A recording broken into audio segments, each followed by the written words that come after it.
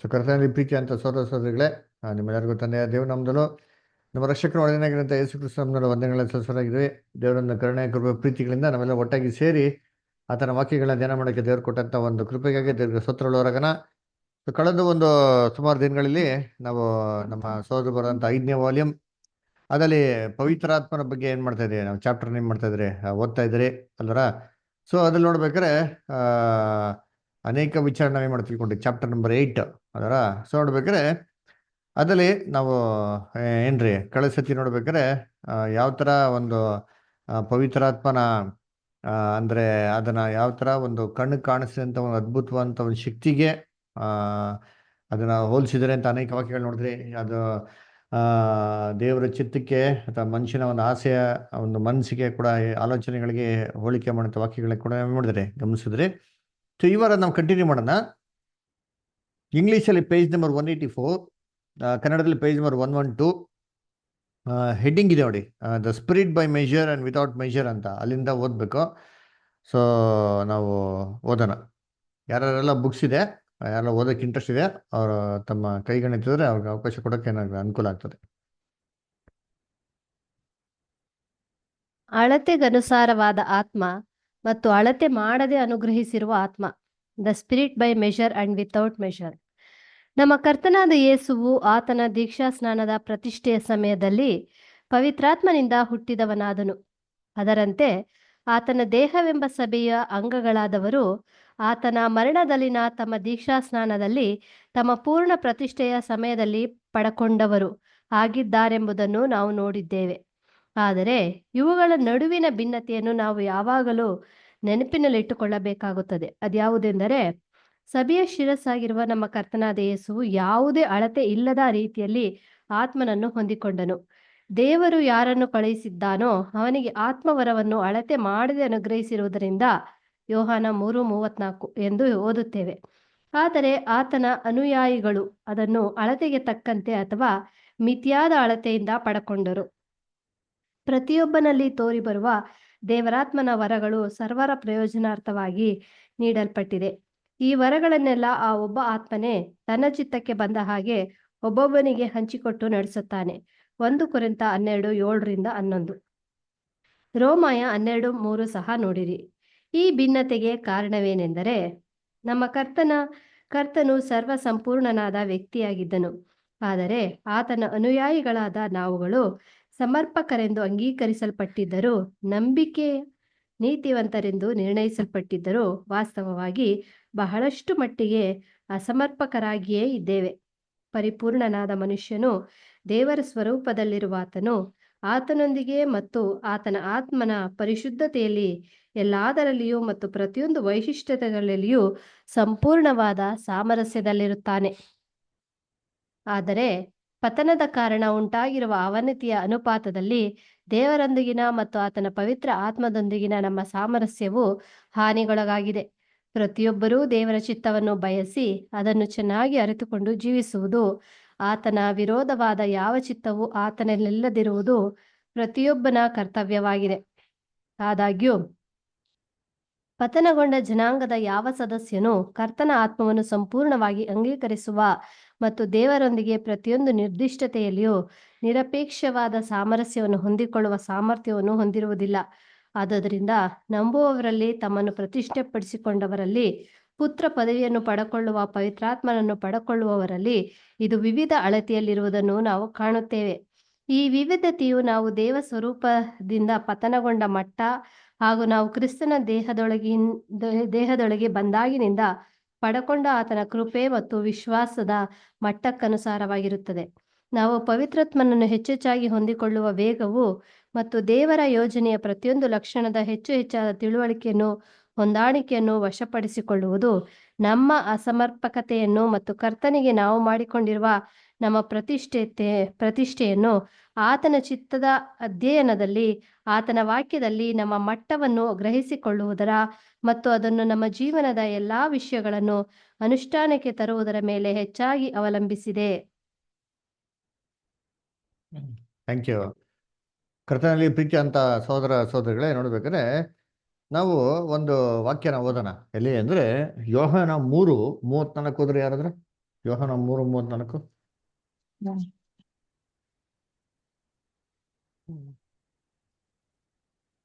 ಹೇಗಂದರೆ ಆ ಮಾತಿಗೆ ಮುದ್ರೆ ಹಾಕಿದವನಾಗಿದ್ದಾನೆ. ಹೇಗೆಂದರೆ ದೇವರು ಯಾರನ್ನು ಕಳಿಸಿದ್ದಾನೋ ಆತನಿಗೆ ಆತ್ಮವರವನ್ನು ಅಳತೆ ಮಾಡದೆ ಅನುಗ್ರಹಿಸಿರುವುದರಿಂದ. ಹೌದ್ರಾ? ಸೊ ದೇವರು ಯಾರನ್ನ ಕಳ್ಸಿಕೊಡಿದ ಅಂದ್ರೆ ಯೇಸು ಕ್ರಿಸ್ತನ್ ಕಳ್ಸಿಕೊಡಿದಲ್ಲ, ಅವರಿಗೆ ಎಕ್ಸ್ಕ್ಯೂಸ್ ಮೀ, ಪವಿತ್ರಾತ್ಮ ವರವನ್ನು ದೇವ್ರು ಹೆಂಗಪ್ಪ ಅನುಗ್ರಹಿಸ್ಕೊಟ್ಟಿದ್ದಾರೆ ಅಂತ ಹೇಳ್ತೀರಿ ವಾಕ್ಯದಲ್ಲಿ ಇದ್ರೆ, ಅಳತೆ ಇಲ್ದ್ರೆ ಏನ್ ಮಾಡೋರೆ ಕೊಟ್ಟವ್ರೆ ಅಂತ ಹೇಳ್ತಾರೆ. ನಾನೇನ್ ಅರ್ಥ, ಅಳತೆ ಇಲ್ದ್ರೆ ಕೊಟ್ಬಿಟ್ಟವ್ರೆ ಅಂತಂದ್ರೆ ಅನ್ಲಿಮಿಟೆಡ್ಗೆ ಅಂದ್ರೆ ಫುಲ್ ಮೆಜರ್ ಆಗಿ ಕ್ರಿಸ್ತನ್ಗೆ ಏನ್ ಮಾಡೋರು ದೇವರು ಪವಿತ್ರಾತ್ಮ ಏನ್ ಮಾಡೋರು ಕೊಟ್ಟವ್ರೆ. ಅದರ ಸರಿ, ಇವಾಗ ನಾವು ಕೂಡ ಯೇಸು ಕ್ರಿಸ್ತನ್ ತರ ಏನ್ ಮಾಡಿದ್ರಿ, ಕಾನ್ಸಂಟ್ರೇಷನ್ ಮಾಡಿದ್ರಿ. ಯೇಸು ಕ್ರಿಸ್ತನ್ ತರಾನೇ ನಾವು ದೇವ್ರಿಗೆ ಏನ್ ಮಾಡಿದ್ರಿ, ಈಗೋ ದೇವರೇ ನಿಶ್ಚಿತ ನಿವರ್ಸಿಗೆ ಬರ್ತೀನಿ ಅಂತ ಅಂದ್ಬಿಟ್ಟು ಒಂದು ವಾಟರ್ ಬ್ಯಾಪ್ಟಿಸಮ್ ಅಲ್ಲಿ ನಮ್ಮ ದೀಕ್ಷಿತ ಸರಿಯಾಗಿ ಏನ್ ಮಾಡಿದ್ವಿ ನಾವು ಸಿಂಬಲೈಸ್ ಮಾಡಿ ಏನ್ ಮಾಡಿದ್ವಿ ನಾವಲ್ಲಿ ಅಲ್ಲಿ ನೋಡ್ಸಿದ್ರಿ ಅಲ್ರ. ಸೊ ಈ ಒಂದು ಕಾನ್ಸಿಕ್ರೇಷನ್ ನೋಡ್ಸಿದ್ಮೇಲೆ ದೇವ್ರು ನಮ್ಗೆ ಏನ್ ಮಾಡ್ತಾರೆ, ಒಂದು ಪವಿತ್ರ ಆತ್ಮ ಅಂತ ಏನ್ ಮಾಡ್ತಾರೆ ನಮ್ಗೆ ಕೊಡ್ತಾರೆ. ಹೌದರ? ಸರಿ, ಇವಾಗ ನಮಗೆ ಎಷ್ಟು ಮಾತ್ರ ಕೊಡ್ತಾರೆ? ನಮಗೆ ಕ್ರಿಸ್ತನ್ಗೆ ಕೊಟ್ಟಂತ ರೀತಿಯಲ್ಲೇನೆ ಅಳತೆ ಇಲ್ದಿರ ನಮಗ್ ಕೊಡ್ತಾರಾ ಅಂತ ನೋಡ್ಬೇಕಾರೆ ಏನ್ರಿ, ನಮಗೆ ಖಂಡಿತವಾಗೂ ಕ್ರಿಸ್ತನ್ಗೆ ಕೊಟ್ಟಿರೋಂಥ ರೀತಿಯಲ್ಲಿ ಅಳತೆ ಮಾಡದೆ ಏನ್ ಮಾಡಕ್ ಹೋಗಲ್ಲ, ಕೊಡೋದಿಕ್ಕೆ ಹೋಗಲ್ಲ. ಯಾಕೆ? ಅದ್ಯಾಕೆ ನಮಗೂ ಮತ್ತೆ ಕ್ರಿಸ್ತನ್ಗೆ ಒಂದು ಪಕ್ಷಪಾತ? ಅದರ ಕ್ರಿಸ್ತನ್ಗೆ ಒಂಥರ ನಮಗೆ ಒಂಥರನಾ? ಯಾಕೆ ಅದು ಏನು ಪಾರ್ಶಾಲಿಟಿನಾ ಅಂತ ನೋಡ್ದಂದ್ರೆ ಇಲ್ಲ ರೀ. ಸೊ ಅಂದ್ರೆ ಏನ್ ಕಾರಣ ಅಂತ ನೋಡಿದ್ರೆ, ಮೊದಲು ಕ್ರಿಸ್ತನ್ಗೆ ಏನ್ ಕಪ್ಪ ಕೊಟ್ರು ಅಂತ ನಾವೇ ಮಾಡ್ಕೋ ನಾವು ತಿಳ್ಕೊಬೇಕು. ಅದರ ಸೊ ನಮಗೆ ಚೆನ್ನಾಗಿ ಗೊತ್ತಿರಂಗೆ ಕ್ರಿಸ್ತನ ಬಂದ್ಬಿಟ್ಟು ದೇವರ ಏಕೈಕ ಮತ್ತು ಪ್ರಥಮ ಸೃಷ್ಟಿ. ಅದರ ಆತನವರು ಪ್ರಿಯ ಮಗನು ಅಲ್ವರ. ಆಮೇಲೆ ದೇವರಿಗೆ ಅವ್ರು ಯಾವತ್ತೂ ಏನಾಗಿದ್ರು, ವಿಧೇಯನಾಗಿದ್ರು ಅಲ್ವರ. ಸೊ ಆಮೇಲೆ ಇವೆಲ್ಲದಕ್ಕಿಂತ ಮೇಲಾಗಿ ಯೇಸು ಕ್ರಿಸ್ತನಲ್ಲಿ ಒಂದು ಸೂಪರ್ ಆಗಿರೋಂಥ ಒಂದು ಒಂದು ಕ್ಯಾರೆಕ್ಟರ್ ಏನಾಗಿತ್ತಿತ್ತು. ಏನಪ್ಪಾ ಅಂತಂದ್ರೆ, ಅವ್ರು ಭೂಲೋಕಕ್ಕೆ ಬರ್ಬೇಕಾದ್ರೆ, ಮನುಷ್ಯರ ಮೇಲೆ ಜನ್ಮ ತಗೊಬೇಕಾರೆ ಅವ್ರು ಯಾವ ತರ ಮನುಷ್ಯರಾಗಿ ಬಂದ್ರು? ಪಾಪಿಗಳಾಗಿ ಬಂದ್ರ ಅಥವಾ ಪರಿಪೂರ್ಣವಾಗಿರೋ ಮನುಷ್ಯನ ತರ ಬಂದ್ರ? ಅವ್ರ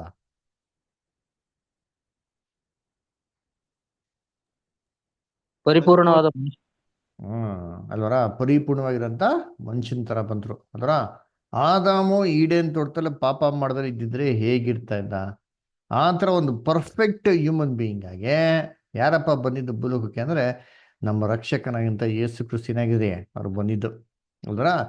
ಅವರು ಪರ್ಫೆಕ್ಟ್ ಆಗಿರೋದ್ರಿಂದ ಅವ್ರನಲ್ಲಿ ಯಾವುದೇ ಕಲ್ಮಶಗಳಾಗ್ಲಿ ಯಾವುದೇ ಕೆಟ್ಟತನ ತೆಗೆದಾಕಂತ ಅವಶ್ಯಕತೆ ಏನಾಗಿರ್ಲಿಲ್ಲ, ಇರ್ಲಿಲ್ಲ. ಅವ್ರ ಪಾತ್ರೆ ಹೆಂಗಪ್ಪ ಇತ್ತು ಅಂತಂದ್ರೆ, ಅವ್ರದ್ದು ಪಾತ್ರೆ ಪರಿಶುದ್ಧವಾಗಿರೋ ಪಾತ್ರೆ, ಪವಿತ್ರವಾಗಿರೋಂಥ ಪಾತ್ರೆ. ಅದರಲ್ಲಿ ತುಂಬಾ ಜಾಗ ಏನಾಗಿತ್ತು, ಖಾಲಿ ಇತ್ತು. ಏನಕ್ಕೆ ಅಂದ್ರೆ ದೇವರ ಅಂಶಗಳನ್ನ ಸಂಪೂರ್ಣವಾಗಿ ತುಂಬಿಕೊಂಡಾಗ ಏನಿತ್ತು, ಸಫಿಷಿಯೆಂಟ್ ಆಗಿ ಜಾಗ ಇತ್ತು. ಅದರಿಂದ ನೋಡ್ಬೇಕ್ರೆ ದೇವರು ಅವ್ರಿಗೆ ಅಳತೆ ಇಲ್ದಿರ ಪವಿತ್ರಾತ್ಮ ಕೊಡ್ಬೇಕ್ರೆ ಅದನ್ನ ಸ್ವೀಕಾರ ಮಾಡಕ್ಕೆ ಏನಾಗಿದ್ರು, ಅವರು ಆ ಒಂದು ಸ್ವಭಾವದಲ್ಲಿ ಸಿದ್ಧವಾಗಿದ್ರು. ಇವಾಗ ನಾವು ಭೂಲೋಕದಲ್ಲಿ ಹೇಗಿದ್ರೆ ಹೆಂಗಿದ್ದೀರಿ ನಾವು? ನಾವು ಪರಿಪೂರ್ಣವಾಗಿದ್ದೀರಾ? ಯೇಸು ಕ್ರಿಸ್ತನ ಪರಿಪೂರ್ಣವಾಗಿದ್ದೀರಾ? ಇಲ್ಲ. ಪಾಪನೇ ಇಲ್ದಿರೋ ತರ ಇದ್ದೀರಾ? ಇಲ್ಲ ಅಲ್ವಾ? ನಮ್ಮಲ್ಲಿ ಎಲ್ಲಾ ಲೋಪದೋಷಗಳು, ಎಲ್ಲಾ ಕುಂದುಗಳು, ಎಲ್ಲಾ ಕೊರತೆಗಳು, ಎಲ್ಲಾ ತೊಂದರೆಗಳು ನಮ್ಮಲ್ಲಿ ಏನಾಗಿದೆ ಇದೆ. ಇಲ್ದಿರ ಅಂತ ಅಂದ್ಬಿಟ್ಟು ಯಾವ್ದು ಏನಾಗಿಲ್ಲ ರೀ, ಇಲ್ವೇ ಇಲ್ಲ ಅಲ್ವರ.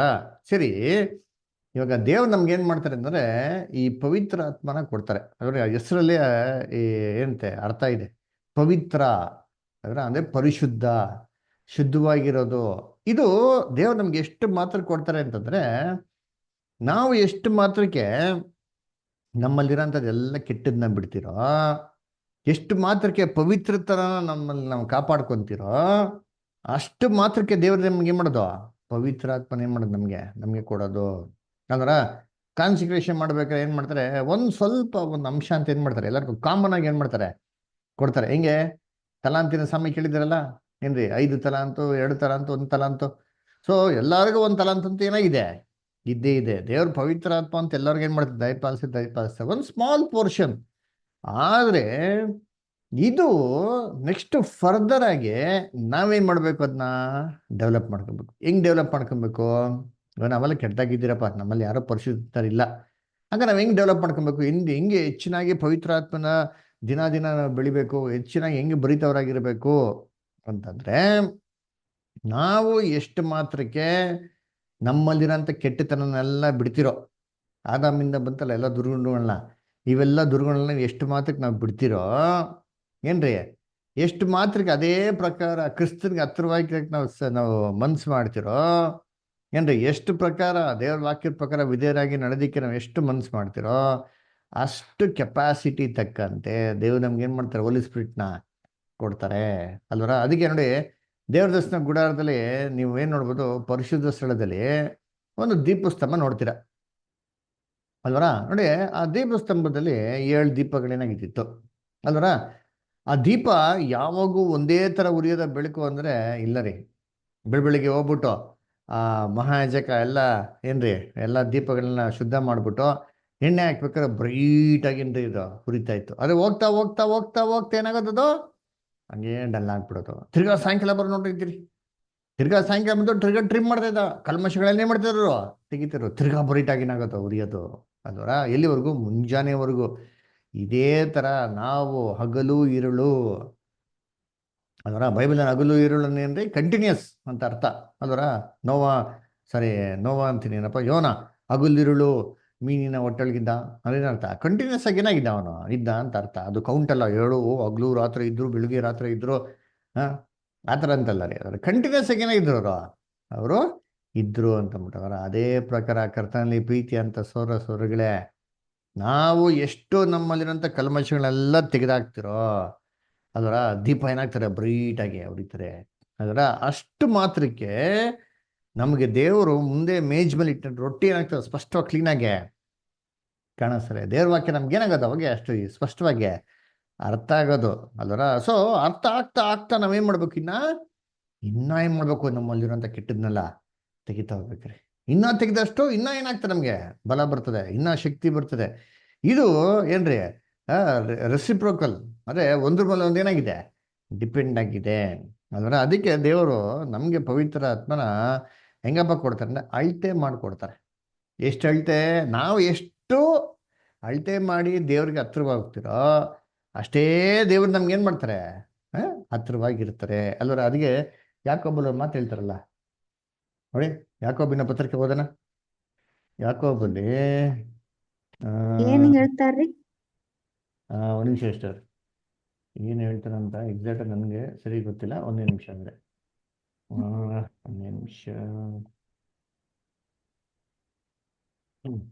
4ನೇ ಅಧ್ಯಾಯ 7 ಮತ್ತು 8. ಯಾಕೋಬ್ 4ನೇ ಅಧ್ಯಾಯ 7 ಮತ್ತು 8. ಹೀಗಿರಲಾಗಿ ದೇವರಿಗೆ ಒಳಗಾಗಿರಿ, ಸೈತಾನನು ಎದುರಿಸಿರಿ, ಅವನು ನಿಮ್ಮನ್ನು ಬಿಟ್ಟು ಓಡಿ ಹೋಗುವನು. ದೇವರ ಸಮೀಪಕ್ಕೆ ಬನ್ನಿರಿ, ಆಗ ಆತನು ನಿಮ್ಮ ಸಮೀಪಕ್ಕೆ ಬರುವನು. ಪಾಪಿಗಳೇ, ನಿಮ್ಮ ಕೈಗಳನ್ನು ಶುಚಿ ಮಾಡಿಕೊಳ್ಳಿರಿ. 2 ಮನಸ್ಸುಳ್ಳವರೇ, ನಿಮ್ಮ ಹೃದಯಗಳನ್ನು ನಿರ್ಮಲ ಮಾಡಿಕೊಳ್ಳಿರಿ. ನೋಡ್ರ, ದೇವ್ರಿಗೆ ಏನ್ ಮಾಡ್ರಿ, ಹತ್ರವಾಗಿ ಬನ್ನಿರಿ.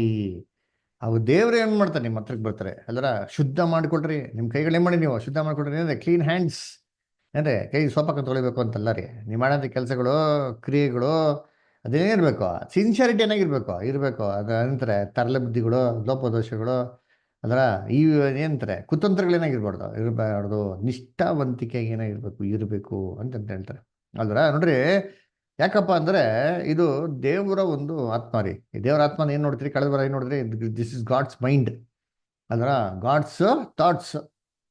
ದೇವರು ಮನಸ್ಸು, ದೇವರ ಆಲೋಚನೆ, ದೇವರು ಎಲ್ಲ ಒಂದು ಮನಸ್ಸು ಕ್ರಿಯೆಗಳು, ಈ ಬುದ್ಧಿ ನಮ್ಮಲ್ಲಿ ಹೆಂಗೆ ಬರ್ತದೆ, ನಮ್ಮಲ್ಲೆಲ್ಲ ಕೆಟ್ಟದಿದ್ರೆ ಅದಕ್ಕೆ ಮಾಡ್ಬೇಕು, ಜಾಗ ಏನು ಮಾಡಬೇಕು, ಮಾಡ್ಕೊಡ್ಬೇಕು. ನಾವು ಒಂದು ಪಾಠ ನೋಡಿದ್ರಲ್ಲ ಏನ್ರಿ, ನೀವೇನು ಮಾಡಿ ಕೊರಿಂಥ ಸಭೆಯವ್ರಿಗೆ ಹೇಳ್ತಲ್ಲ, ವಿಶಾಲ ಪಡಿಸ್ಕೊಳ್ಳಿ. ಯಾಕೆ ದೇವರು ನಮ್ಮಲ್ಲಿ ಇದ್ದೇನು ಮಾಡ್ತಾರೆ, ವಾಸ ಮಾಡ್ತಾರೆ.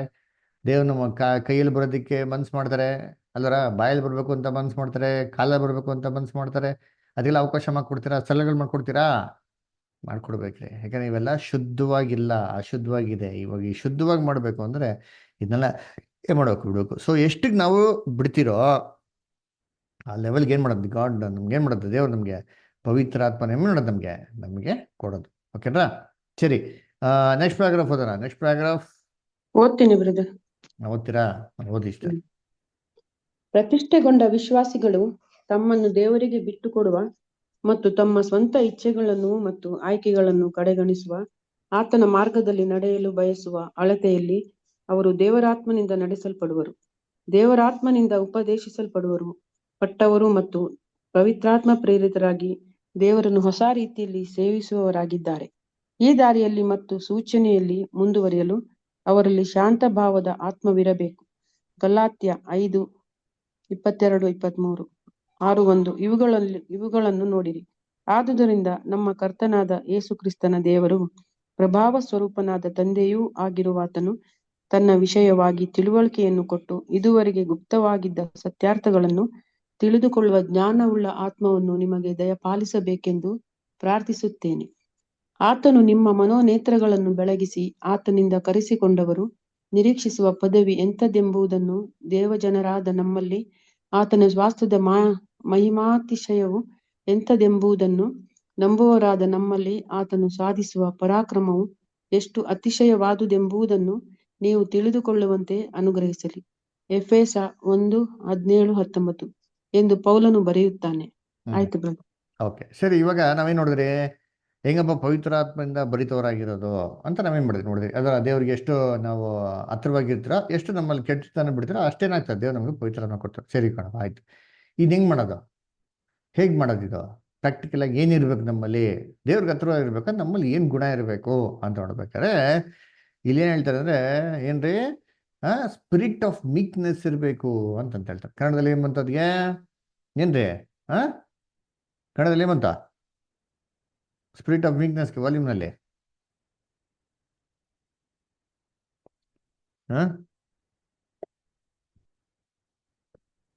ಶಾಂತ ಭಾವದ ಅದರ ಏನು ಬಂತು? ಶಾಂತ ಭಾವದ ಆತ್ಮ ನಿಮ್ಮಲ್ಲಿ ಏನಾಗಿರ್ಬೇಕು, ಇರಬೇಕು ಅಂತಂತ ಹೇಳ್ತಾರೆ. ಅದರ ಆ್ಯಕ್ಚುಲಿ ಶಾಂತ ಭಾವ ಅಂದರೆ ನಮ್ಮ ಕನ್ನಡದಲ್ಲಿ ಏನರ್ಥ? ಶಾಂತವಾಗಿರ್ಬೇಕು ಅಂದ್ರೆ ಏನರ್ತದೆ ನಮ್ಗೆ ಅರ್ಥ? ಸಮಾಧಾನ. ಸಮಾಧಾನವಾಗಿರ್ಬೇಕು ಅಲ್ವಾ? ಸರಿ ಅಲ್ವಾ? ಸರಿ, ಎರಡು ವಾಕ್ಯ ಓದೋಣ ಅಂತೀನಿ. ಗಲಾತ್ಯರ 5:22-23 ನೋಡೋಣ, ಏನ್ ಬರ್ತದೆ?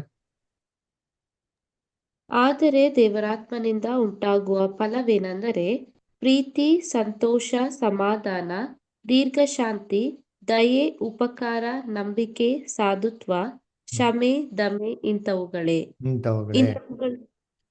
ಗುಡ್. ಓಕೆ, ಅದೇ ಗಲಾತ್ಯರಲ್ಲಿ 6:1 ಸಿಸ್ಟರ್. ಸಹೋದರರೇ, ನಿಮ್ಮಲ್ಲಿ ಯಾರಾದರೂ ಯಾವುದೋ ಒಂದು ದೋಷದಲ್ಲಿ ಸಿಕ್ಕಿದರೆ ಅಂಥವನನ್ನು ಆತ್ಮನಿಂದ ನಡೆಸಿಕೊಳ್ಳುವ ನೀವು ಶಾಂತ ಭಾವದಿಂದ ತಿದ್ದಿ ಸರಿ ಮಾಡಿರಿ. ಓಕೆ, ಶಾಂತ ಭಾವದಿಂದ ತಿದ್ದಿ ಏನ್ ಮಾಡಿರಿ? ಸರಿ ಮಾಡಿರಿ ಅಂತ ಹೇಳ್ತಾರೆ. ಏನದು? ಯಾರೋ ಒಬ್ಬ ತಪ್ಪ ಮಾರ್ಗಕ್ಕೆ ಹೋದ್ರೆ ಅವ್ನು ಏನ್ ಮಾಡ್ಬೇಕು? ಶಾಂತ ಭಾವದಿಂದ ಏನ್ ಮಾಡ್ಬೇಕು? ತಿದ್ದಿ ಏನ್ ಮಾಡ್ಬೇಕು? ಸರಿ ಮಾಡ್ಬೇಕು ಅಂತ ಹೇಳ್ತಾರೆ. ಏನಿದು? ಇದು ಅರ್ಥ ನೋಡೋಣ, ವಾಕ್ಯನ ಜ್ಞಾಪನ ಇಟ್ಕೊಳ್ಳಿ. ಇವಾಗ ಇನ್ನೊಂದು ವಾಕ್ಯ ಓದಿ, ಮ್ಯಾಥ್ಯೂ 5 ಮತ್ತೆ 5ನೇ ಅಧ್ಯಾಯ 5ನೇ ವಾಕ್ಯ ಓದಿ. 5:5.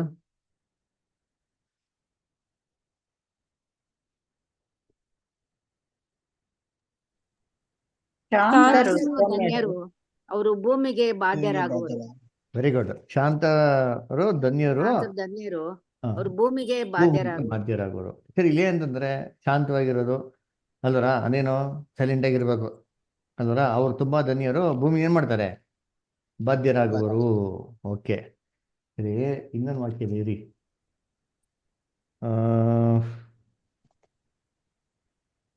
Okay, Moses was the meekest man of all the earth ಅಂತ ಬರ್ತದೆ ಇಲ್ಲಿ. ನಂಬರ್ಸ್ 12:3, ಅರಣ್ಯಕಾಂಡ 12:3.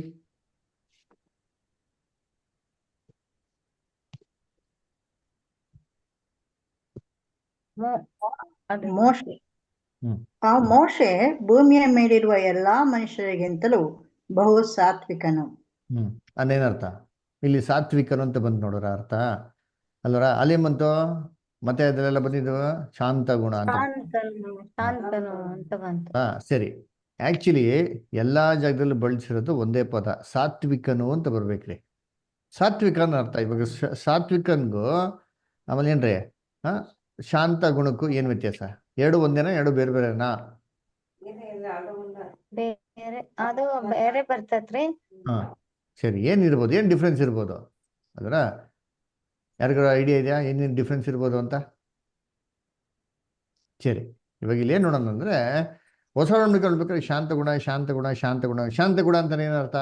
ನಮಗೆ ತುಂಬಾ ಸೈಲೆಂಟ್ ಆಗಿರ್ಬೇಕು ಅಂತ ಸಹಿಸ್ಕೊಳೋಂತ ಬುದ್ಧಿ, ಶಾಂತತೆಯಿಂದ ಸಹಿಸ್ಕೊಡೋ ಅಂತ ಬುದ್ಧಿ. Good, okay. ಸೊ ಇಲ್ಲಿ ಮೋಸಸ್ ವಿಚಾರದಲ್ಲಿ ಅಲ್ಲಿ ನಡೆದಿರೋಂಥ ಘಟನೆಯಲ್ಲಿ ನಮ್ಗೆ ಅರ್ಥ ಏನಾಗಿದೆ ಕೊಟ್ಟಿದ್ದಾರೆ. ಏನಂತ ಹೇಳ್ತಾರೆ, ಅವನು ಸಾತ್ವಿಕನು ಅಂತ. ಹೆಂಗೆ ಸಾತ್ವಿಕ ಅಂತ ಅರ್ಥ ಏನು? ಅಲ್ಲಿ ಏನಾಯ್ತು ಘಟನೆ ಓದ ನೋಡಿ. ಅರಣ್ಯಕಾಂಡ 12ನೇ ಅಧ್ಯಾಯ 1ನೇ ವಾಕ್ಯ ಓದಿ.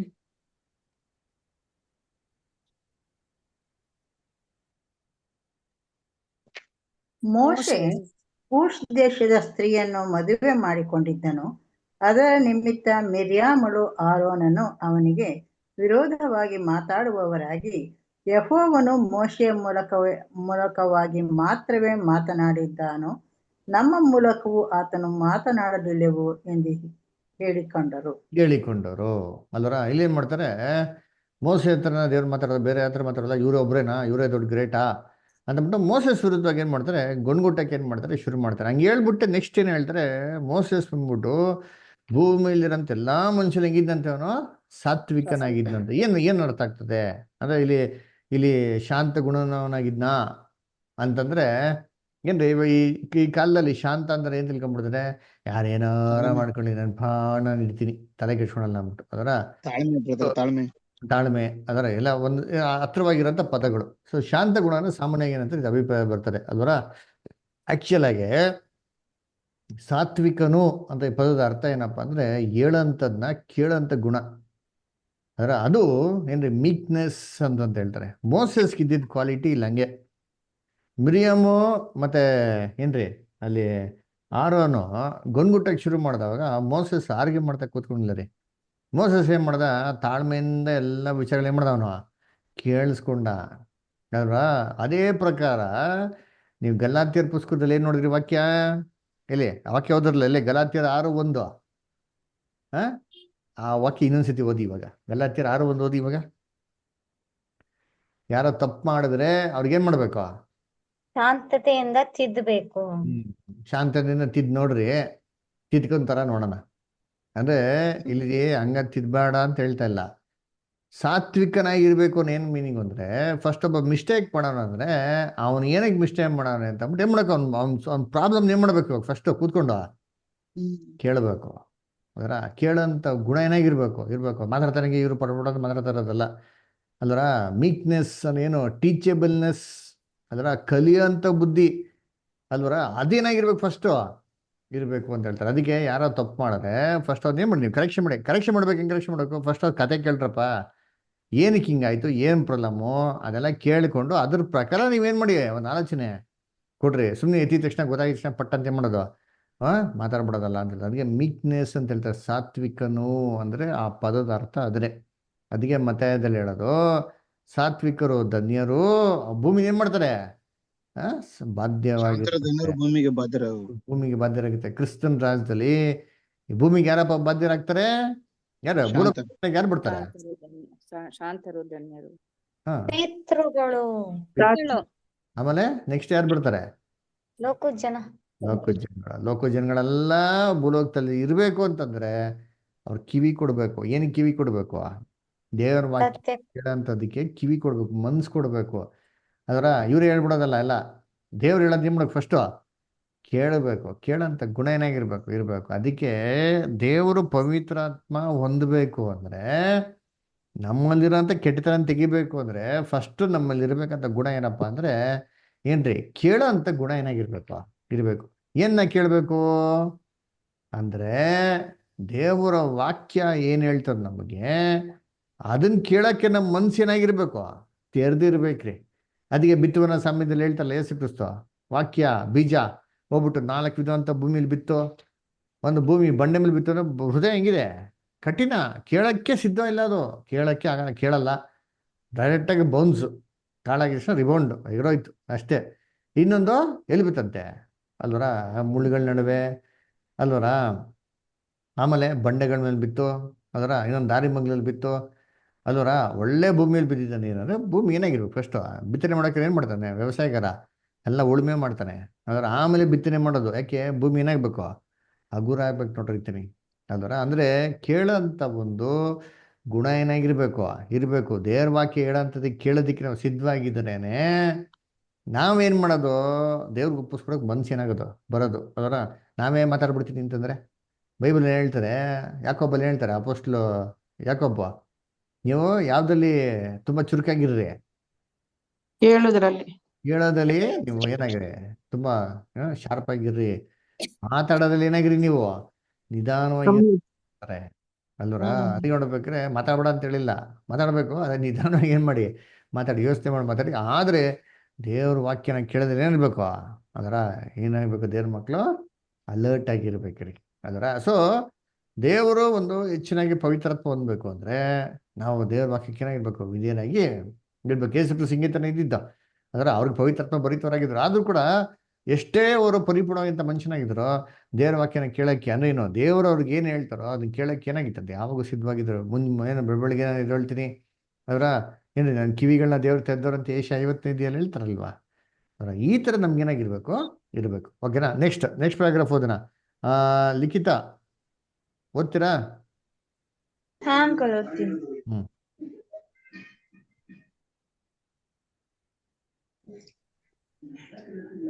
ಪವಿತ್ರಾತ್ಮನ ಕಾರ್ಯಗಳ ಈ ವಿವಿಧ ಪ್ರಸ್ತುತಿಗಳಲ್ಲಿ ಮತ್ತು ಸತ್ಯವೇದ ವಿದ್ಯಾರ್ಥಿಗಳ ಗಮನಕ್ಕೆ ಬರುವ ಬೇರೆಯವುಗಳಲ್ಲಿ ಬೇರೊಬ್ಬ ದೇವರ ಅಗತ್ಯತೆಯು ಕಂಡುಬರುವುದಿಲ್ಲ. ಇದಕ್ಕೆ ತೀರಾ ವ್ಯತಿರಿಕ್ತವಾಗಿ ಒಬ್ಬನೇ ದೇವರ ಯುಕ್ತವಾದ ಕಲ್ಪನೆಯು, ಆತನ ಸರ್ವತ್ರಾಣವುಳ್ಳ ಶಕ್ತಿಯು ಮತ್ತು ಸಂಪನ್ಮೂಲಗಳು ಅಪಾರವಾಗಿದೆ ಎಂಬುದನ್ನು ತೋರಿಸುತ್ತದೆ. ಮತ್ತು ಆತನು, ಇಸ್ರಾಯೇಲ್ಯರೇ ಕೇಳಿರಿ, ನಿಮ್ಮ ಕರ್ತನಾದ ಯೆಹೋವನು ಒಬ್ಬನೇ ದೇವರು, ಧರ್ಮೋಪದೇಶ ಕಾಂಡ 6ನೇ ಅಧ್ಯಾಯ 4ನೇ ವಚನ ಎಂಬ ಮಾತಿನಂತೆ ದೇವರಿಗೆ ಯಾವ ಸಹಾಯವೂ ಬೇಕಿಲ್ಲ. ನಿಜವಾಗಿಯೂ ಇನ್ನು ಸಮಂಜಸವಾಗಿ ಹೇಳುವುದಾದರೆ, ಪವಿತ್ರಾತ್ಮನ ಕಾರ್ಯಾಚರಣೆಯ ಕುರಿತಾಗಿ ನೋಡಿಕೊಳ್ಳಲು ಮತ್ತೊಬ್ಬ ದೇವರ ಅಗತ್ಯವಿದೆ ಎಂದು ಹೇಳುವವರು ಅಷ್ಟೇ ಸಮಂಜಸವಾಗಿ ಅನೇಕ ಆತ್ಮಿಕ ದೇವರುಗಳು, ಪಡಕೊಳ್ಳುವ ಆತ್ಮ, ಸಾಧುತ್ವದ ಆತ್ಮ, ಕ್ರಿಸ್ತನ ಆತ್ಮ, ತಂದೆಯ ಆತ್ಮ, ಪ್ರೀತಿಯ ಆತ್ಮ, ನ್ಯಾಯದ ಆತ್ಮ, ಕರುಣೆಯ ಆತ್ಮ, ಪವಿತ್ರತೆಯ ಆತ್ಮ, ಸತ್ಯದ ಆತ್ಮ, ತಾಳ್ಮೆಯ ಆತ್ಮ, ಮಹಿಮೆಯ ಆತ್ಮ, ಜ್ಞಾನದ ಆತ್ಮ, ಕೃಪೆಯ ಆತ್ಮ ಮುಂತಾಗಿ ಪ್ರತಿಯೊಂದು ವಿಭಾಗಕ್ಕೆ ಪ್ರತ್ಯೇಕ ದೇವರುಗಳಿದ್ದಾರೆಂದು ಹಕ್ಕಿನಿಂದ ಹೇಳಬಹುದು. ಆದರೆ ಅಪೊಸ್ತಲನು ವಿವರಿಸಿ ಹೇಳಿರುವಂತೆ ಈ ಎಲ್ಲಾ ವಿವಿಧತೆಯ ಕಾರ್ಯಾಚರಣೆಗಳು ಸರ್ವಶಕ್ತನಾದ ಒಬ್ಬನೇ ದೇವರ ಒಂದೇ ಆತ್ಮಕ್ಕೆ ಸೀಮಿತವಾಗಿವೆ. Very good, thank you star. ಸರಿ, ನೋಡ್ಬೇಕಾದ್ರೆ ಏನ್ರಿ ಇವು ಎಲ್ಲದರಲ್ಲೂ ನಾವು ಏನಪ್ಪ ನೋಡ್ಬೋದು ಅಂದ್ರೆ ಏನ್ರಿ, ಪವಿತ್ರ ಆತ್ಮನ ಬೇರೆ ಬೇರೆ ಒಂದು ಕ್ರಿಯೆಗಳನ್ನ ಮಾಡೋದು. ಅದಕ್ಕೆ ಈ ಪವಿತ್ರ ಆತ್ಮಕ್ಕೆ, ದೇವರ ಪರಿಶುದ್ಧ ಆತ್ಮಕ್ಕೆ ಸತ್ಯವೇದಲ್ಲಿ ಎಷ್ಟೋ ಒಂದು ಹೆಸರುಗಳನ್ನ ಮಾಡಿಕೊಟ್ರೆ. ದೇವರ ಆತ್ಮ, ಅದರ ಸಮಾಧಾನದ ಆತ್ಮ, ಪರಿಶುದ್ಧತೆಯ ಆತ್ಮ, ಅಲ್ದ್ರ ಏನ್ರಿ ನೀತಿಯ ಆತ್ಮ, ಸತ್ಯದ ಆತ್ಮ, ಅದರ ಮಹಿಮೆಯ ಆತ್ಮ ಅಂತ ಏನ್ ಮಾಡ್ತೀವಿ, ಎಷ್ಟೋ ಎಕ್ಸೆಟ್ರಾ ಸಿಸ್ಟರ್ ಓದಂಗೆ ಎಷ್ಟೋ ಹೆಸರುಗಳು ಕೊಡ್ತಾರೆ. ಅಲ್ಲಿ ಏನರ್ಥ ಹಂಗಾರೆ, ಅವೆಲ್ಲ ಅಷ್ಟೊಂದು ದೇವ್ರುಗಳಿದ್ದಾರೆ ಅಂತನಾ? ಇಲ್ಲ ರೀ. ಅದರ ನಮ್ಮ ದೇವ್ರಿಗೆ ಬೇರೆ ಯಾರ್ದು ಅಸಿಸ್ಟೆಂಟ್ ಅವಶ್ಯಕತೆ ಇಲ್ಲ. ಅವ್ರು ಬೇರೆ ಇನ್ನೊಬ್ರು ದೇವ್ರು ಬೇಕು, ಅಯ್ಯೋ ನನ್ನ ಕೈಲಿ ಆಗದಿರೋ ಕೆಲಸ ದೇವ್ರು ಮಾಡಲಿ ಅಂತ ಅಂದ್ಬಿಟ್ಟು ದೇವ್ರಿಗೇನಿಲ್ಲ, ಅದು ಯಾವ್ದು ಅವಶ್ಯಕತೆ ಇಲ್ಲ. ಅವರೇ ಏನ್ರಿ ಸರ್ವಶಕ್ತನು ಅಂದ್ರೆ ಅವ್ರ ಕೈಲಿ ಆಗದಿರೋಂಥ ಕೆಲಸನೇ ಏನ್ರಿ ಇಲ್ಲ.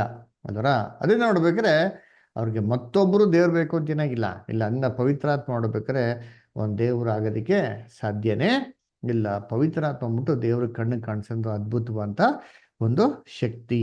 ಓಕೆನಾ. ಸರಿ, ಇನ್ನೊಂದು ವಾಕ್ಯ ಓದೋಣ. 2 Corinthians 4:7 ನೋಡಿ. 2 Corinthians 4:7 ಓದ್ರಿ ಯಾರಾದ್ರು.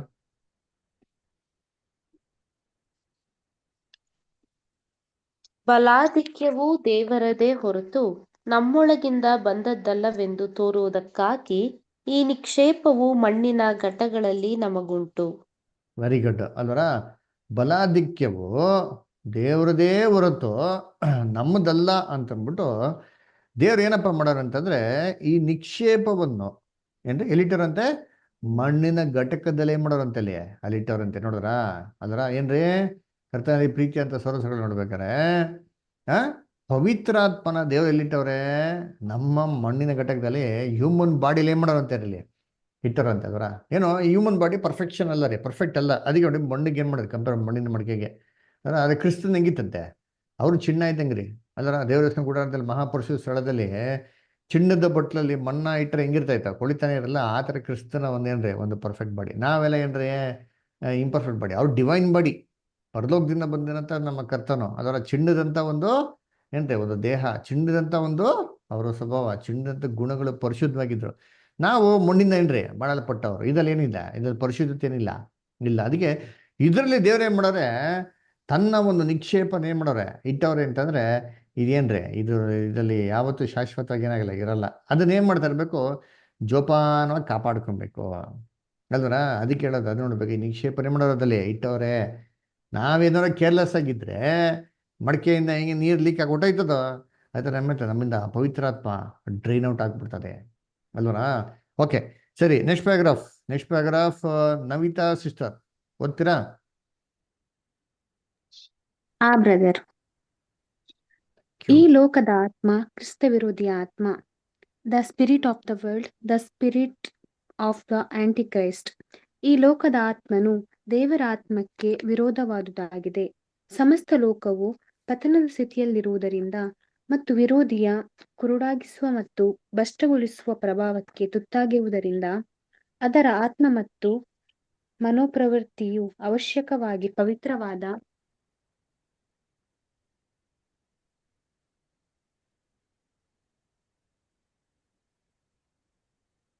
ಸತ್ಯವಾದ, ನ್ಯಾಯವಾದ, ಪ್ರೀತಿಯುಳ್ಳ ಆತ್ಮನೊಂದಿಗೆ ಅಥವಾ ದೇವರ ಪ್ರವೃತ್ತಿಯೊಂದಿಗೆ ನಿರಂತರವಾದ ತಿಕ್ಕಾಟದಲ್ಲಿರುತ್ತದೆ. ಆದುದರಿಂದ ದೇವರ ವಾಕ್ಯದ ಮೂಲಕ ಮತ್ತು ಆತನ ಎಲ್ಲ ಪವಿತ್ರ ಪ್ರಭಾವಗಳ ಮೂಲಕ ಆತನ ಜನರು ಪಡುಕೊಂಡಿರುವ ಮತ್ತು ವಿವಿಧ ರೀತಿಯಲ್ಲಿ ಅವರಲ್ಲಿ ಕಾರ್ಯವೆಸಗುತ್ತಿರುವ ಪವಿತ್ರಾತ್ಮನೊಂದಿಗಿನ ತಿಕ್ಕಾಟ ಇದಾಗಿದೆ. ಸೈತಾನನ ಸ್ವಾರ್ಥದ ಆತ್ಮವು ಮತ್ಸರ, ಅಸೂಯೆ, ಕಚ್ಚಾಟಗಳ ಮೂಲಕ ಈ ಲೋಕದ ಮಕ್ಕಳನ್ನು ನಿಯಂತ್ರಿಸುತ್ತಿರುತ್ತದೆ. ಆದುದರಿಂದ ದೇವರ ಪವಿತ್ರಾತ್ಮನು ಪ್ರೀತಿಯ ಸಾಧುತ್ವ, ನಮ್ರತೆ, ತಾಳ್ಮೆ, ಒಳ್ಳೆಯತನ, ಸಹೋದರ ಕರುಣೆ ಇವುಗಳಿಂದ ಕೂಡಿದ ದೇವರ ಮಕ್ಕಳಲ್ಲಿ ತನ್ನ ಕಾರ್ಯ ಸಾಧಿಸುತ್ತಾ ಅವರನ್ನು ತನ್ನ ನಿಯಂತ್ರಣದಲ್ಲಿಟ್ಟುಕೊಳ್ಳುತ್ತಾನೆ. ಈ ಎರಡು ಆತ್ಮಗಳು ಅಥವಾ ಪ್ರವೃತ್ತಿಗಳು, ಒಂದು ಪ್ರೀತಿ ಮತ್ತು ಒಳ್ಳೆಯತನದ್ದು, ಮತ್ತೊಂದು ಸ್ವಾರ್ಥ ಮತ್ತು ಕೆಡುಕುತನದ್ದು ಆಗಿದ್ದು, ಇವುಗಳು ಸದಾ ತಿಕ್ಕಾಟದಲ್ಲಿರುತ್ತವೆ ಮತ್ತು ಇವುಗಳ ಸಂಧಾನವು ಪೂರ್ಣವಾಗಿ ಅಸಾಧ್ಯವಾಗಿದೆ. Thank you brother. Thank you star. ನೋಡಿ, ಇವಾಗ ನಾವು ಕಾನ್ಸಂಟ್ರೇಷನ್ ಮಾಡ್ಕೊಂಡು ಏನಂತಾರೆ, ನೂತನ ಸೃಷ್ಟಿ ಅದರ. ಆದರೆ ಈ ನೂತನ ಸೃಷ್ಟಿನ ದೇವರು ಎಲ್ಲಪ್ಪ ಇಟ್ಟರು ಅಂದರೆ, ಹಳೆ ಮನುಷ್ಯನ ಏನು ಮಾಡೋರು ಅಲ್ಲಿ ಇಟ್ಟವ್ರೆ ಅಲ್ವರ. ಹಳೆ ಮನುಷ್ಯನಲ್ಲಿ ಇಟ್ಟಿರೋದ್ರಿಂದ ಈ ನೂತನ ಸೃಷ್ಟಿ ಇದನ್ನ ಜಯಿಸಿ ಕೆಲಸಗಳು ಮಾಡೋದೇನ್ರಿ ತುಂಬ ಕಷ್ಟ. ಇನಿಷಿಯಲ್ ಸ್ಟೇಜಲ್ಲಿ ಅಲ್ವರ ತುಂಬ ಏನಾಗ್ತದೆ, ಕಷ್ಟವಾಗ್ತದೆ. ಯಾಕಂದರೆ ಇದು ತುಂಬ ವರ್ಷದಿಂದ ಏನಾಗಿರೋದು, ದೇಹದಲ್ಲಿ ಬಂದಿರೋಂಥ ಕೆಲವೊಂದು ಏನಾಗ್ತಾರೆ ಗುಣಗಳಿಗೆ ಕಾಣ್ತೀರಿ. ಇದನ್ನು ಬೇರೆ ಸಮೇತ ಕಿತ್ತಾಕಲು ಅಸಾಧ್ಯವಾಗಿರ್ತದೆ ಅಲ್ವರ. ಅದಕ್ಕೆ ನೋಡ್ಬೇಕು, ನಮ್ಮ ದೇಹದಲ್ಲಿ ಏನಾಗ್ತದೆ, ಹೋರಾಟಗಳು ಏನಾಗ್ತದೆ ಇರ್ತದೆ. ಯಾವ ಥರ ಹೋರಾಟಗಳು? ಈ ನೂತನ ಸೃಷ್ಟಿ ಬಂದ್ಬಿಟ್ಟು ಏನ್ರಿ ಈ ಗುಣಗಳು ಹೆಂಗಿದೆ, ಕ್ಷಮೆ, ದಮೆ, ತಾಳ್ಮೆ, ಪ್ರೀತಿ, ಸಹೋದರ ಅನ್ಯೋನ್ಯತೆ, ಸಹೋದರ ಪ್ರೀತಿ, ಇದರಲ್ಲೆಲ್ಲ ಇರಬೇಕು ಅಂತಿದ್ರೆ ಹಳೆ ಮನುಷ್ಯ ಹೆಂಗಿರ್ತಂತೆ, ಸ್ವಾರ್ಥಿಯಾಗಿ, ದ್ವೇಷಿ, ಹೊಟ್ಟೆ ಕಿಚ್ಚು, ಅಗೇತನ, ಅದರ ಕೋಪ, ಮತ್ಸರ ಇವೆಲ್ಲ ಏನಾಗಿರ್ತಿರ್ತಾರೆ. ಇದನ್ನೆಲ್ಲ ಸಂಪೂರ್ಣವಾಗಿ ಜಯಿಸ್ಬೇಕು ಅಂತಂದರೆ ಈ ದೇಹದಲ್ಲಿ ಹೋರಾಟಗಳು ಇದ್ದೇ ಇರ್ತದೆ. ಅದಕ್ಕೆ ಗಲಾತ್ಯರ ಪುಸ್ತಕದಲ್ಲಿ ಹೇಳೋದು ಏನ್ರಿ, ಪವಿತ್ರಾತ್ಮನ ಒಂದು ಕ್ರಿಯೆಗಳು ಈ ದೇಹಕ್ಕೆ ಅನುಸಾರವಾಗಿ ಇಲ್ಲ, ಎರಡಕ್ಕೂ ಒಂದಕ್ಕೂ ಏನಾಗ್ತದೆ, ಕಚ್ಚಾಟಗಳು ಆಗ್ತದೆ ಅಂತ. ಅದರ ಈ ಹೋರಾಟ ಎಲ್ಲಿವರೆಗೂ ಬರ್ತದೆ ಅಂತ ನೋಡಿದ್ರೆ, ನಾವು ಸಂಪೂರ್ಣವಾಗಿ ಓಟ ಮುಗಿಸೋ ತನಕ, ಸಾಯ ತನಕನೂ ಏನಾಗಿರ್ತಾರೆ ಈ ಓಟ ಇರ್ತದೆ. ಯಾಕಂದರೆ ನಮ್ಮ ದೇಹದಲ್ಲಿ 100% ಪರ್ಫೆಕ್ಷನ್ ಬರೋಕ್ಕೇನಿಲ್ಲ, ಸಾಧ್ಯ ಇಲ್ಲ. ಆದರೆ ನಮ್ಮ ಉದ್ದೇಶಗಳಲ್ಲಿ ನಾವು ಪರ್ಫೆಕ್ಷನ್ ಏನಾಗ್ಬೋದು, ಬರ್ಬೋದು ಅಲ್ವರ. ಅದರಿಂದ ಕರ್ತನಲ್ಲಿ ಪ್ರೀತಿ ಅನ್ಸಗಳೇ ಏನ್ರಿ, ಈ ಲೋಕದ ಆತ್ಮಕ್ಕೂ ದೇವರ ಒಂದು ಪವಿತ್ರ ಆತ್ಮಕ್ಕೆ ಏನ್ರಿ ಹೋರಾಟಗಳು ಇದ್ದೇ ಇರ್ತಾರೆ. ಲೋಕದ ಆತ್ಮನ ಯಾರ್ರಿ? ಸೈತಾನ ಆತ್ಮ. ಯಾರ ನಂಬಲಿರೋದವರು ಹೀಗೆ ಅವೈದ್ಯರಿಗೆ ಪ್ರೇರಣೆ ಮಾಡುವಂಥ ದುರಾತ್ಮ ಅಂದರೆ ಲೋಕದಂಥ ಇವಿಲ್ ಸ್ಪಿರಿಟ್. ಅಂದರೆ ಅದಕ್ಕೂ ದೇವರ ಆತ್ಮಕ್ಕೇನೋ ಸಂಬಂಧ ಇದೆಯಾ? ಕ್ರಿಸ್ತನ್ಗೂ ಏನು ಮತ್ತೆ ಸೈತಾನ್ಗೇನೋ ಅನ್ಯೋನ್ಯತೆ ಇದೆಯಾ? ಯಾವುದೇ ಕಾರಣಕ್ಕೂ ಇರೋಕ್ಕೆ ಸಾಧ್ಯ ಇಲ್ಲ. ಅದೇ ರೀತಿ ಅದರ ನಾವೇನು ಮಾಡಬೇಕು ಅಂದರೆ ಇದನ್ನ ಜಯಿಸೋದಕ್ಕೆ ಮಾಡಬೇಕು, ಪ್ರಯತ್ನ ಮಾಡಬೇಕು. ನಮ್ಮ ಜೀವನ ಪೂರ್ತಿ ಇರೋಂಥ ಹೋರಾಟ ಏನಪ್ಪ ಅಂತಂದರೆ ಇದನ್ನು ಫೈಟ್ ಮಾಡೋದೇ ಏನ್ರಿ, great fight of the new creation. Okay, next paragraph ಯಾರು ಓದ್ತೀರಾ? ಓದ್ಲಾ ಬ್ರದರ್? ಓದಿದ್ದೀವಿ ಅಷ್ಟೇ. ದೇವರ ವಾಕ್ಯಗಳು ಈ ಲೋಕದಲ್ಲಿ ಪರಿಶುದ್ಧಾತ್ಮನ ವಿರೋಧವಾಗಿ ಕಾರ್ಯವೆಸಗುತ್ತಿರುವ ಈ ಲೋಕದ ಆತ್ಮದ ಬಗ್ಗೆ ಮಾತನಾಡುತ್ತಾ ಅದನ್ನು ಕ್ರಿಸ್ತ ವಿರೋಧಿಯ ಆತ್ಮ ಎಂದು ಕರೆಯುತ್ತದೆ. ಇದು ಕ್ರಿಸ್ತನಿಗೆ ವಿರುದ್ಧವಾದ ಆತ್ಮ ಅಥವಾ ಮನೋಪ್ರವೃತ್ತಿಯಾಗಿದೆ. ಮೊದಲಿಗೆ ಅದು ಆತನನ್ನು ಸಂಪೂರ್ಣವಾಗಿ ನಿರ್ಲಕ್ಷಿಸ ಬಯಸುತ್ತದೆ ಮತ್ತು ಆತನು ಈ ಲೋಕಕ್ಕೆ ಎಂದಾದರೂ ಬಂದಿದ್ದನು ಎಂಬುದರ ಬಗ್ಗೆ ವಿವಾದವನ್ನುಂಟು ಮಾಡುತ್ತದೆ. ನಂತರದಲ್ಲಿ ಈ ವಿಷಯದಲ್ಲಿ ಜಯ ಹೊಂದದೆ ಇರುವಲ್ಲಿ ಅದು ನಮ್ಮ ಕರ್ತನಾದ ಯೇಸುವು ಕೇವಲ ಒಬ್ಬ ಮನುಷ್ಯನು, ಆತನು ಪಾಪಿಯಾಗಿದ್ದನು ಎಂದು ಹೇಳುತ್ತದೆ. ಇದನ್ನೂ ಸಹ ಒಪ್ಪದೆ ಹೋದಲ್ಲಿ ಅದು ಆತನು ಏನನ್ನೂ ಸಾಧಿಸಲಿಲ್ಲ, ಆತನು ಕೇವಲ ಒಬ್ಬ ಮಾದರಿಯಾಗಿದ್ದನೇ ಹೊರತು ವಿಮೋಚಕನಾಗಿರಲಿಲ್ಲ ಎಂದು ಹೇಳತೊಡಗುತ್ತದೆ. ಹೀಗಾಗಿ ನಾವು ದೇವರ ವಾಕ್ಯದ ಮೂಲಕ ಆತ್ಮವನ್ನು ಪರೀಕ್ಷಿಸಲು ಪ್ರಯತ್ನಿಸಲು ಮತ್ತು ನಮಗೆ ಪ್ರಸ್ತುತಿಪಡಿಸುವ ಸಿದ್ಧಾಂತಗಳು ಸತ್ಯದ ಆತ್ಮವೆಂದು ಹೇಳಿಕೊಳ್ಳುತ್ತದೆ ಸಾಬೀತುಪಡಿಸಲು ಆದೇಶ ಹೊಂದಿದ್ದೇವೆ. ನಾವು ಅವನ್ನು ಪರೀಕ್ಷೆ ಮಾಡಬೇಕಾಗುತ್ತದೆ, ಆದರೆ ಕೇವಲ ಅವುಗಳ ಬಾಹ್ಯ ಗೋಚರಿಕೆಯಿಂದಲ್ಲ, ಅವುಗಳ ಹಕ್ಕಿನ ಹೇಳಿಕೆಗಳಿಂದಲ್ಲ, ದೇವರ ವಾಕ್ಯದ ಮೂಲಕ. ಪ್ರಿಯರೇ, ಅನೇಕ ಮಂದಿ ಸುಳ್ಳು ಪ್ರವಾದಿಗಳು ಲೋಕದೊಳಕ್ಕೆ ಬಂದಿರುವುದರಿಂದ ನೀವು ಆತ್ಮದ ಎಲ್ಲಾ ನುಡಿಗಳನ್ನು ನಂಬದೆ ಆಯಾ ನುಡಿಗಳು ದೇವರಿಂದ ಪ್ರೇರಿತವಾದವುಗಳೋ ಅಲ್ಲವೋ ಎಂದು ಪರೀಕ್ಷಿಸಬೇಕು. 1 ಯೋಹಾನ 4ನೇ ಅಧ್ಯಾಯ 1ನೇ ವಚನ. ನಾವಂತೂ ದೇವರಿಂದ ಹುಟ್ಟಿದವರಾಗಿದ್ದೇವೆ, ದೇವರನ್ನು ಬಲ್ಲವನು ನಮ್ಮ ಮಾತನ್ನು ಕೇಳುತ್ತಾನೆ, ದೇವರಿಂದ ಹುಟ್ಟದವನು ನಮ್ಮ ಮಾತನ್ನು ಕೇಳುವುದಿಲ್ಲ. ಇದು ಸತ್ಯವನ್ನು ಬೋಧಿಸುವ ಆತ್ಮ, ಅದು ಸುಳ್ಳನ್ನು ಬೋಧಿಸುವ ಆತ್ಮ ಎಂದು ಇದರಿಂದಲೇ ತಿಳುಕೊಳ್ಳುತ್ತೇವೆ. 1 ಯೋಹಾನ 4ನೇ ಅಧ್ಯಾಯ 6ನೇ ವಚನ.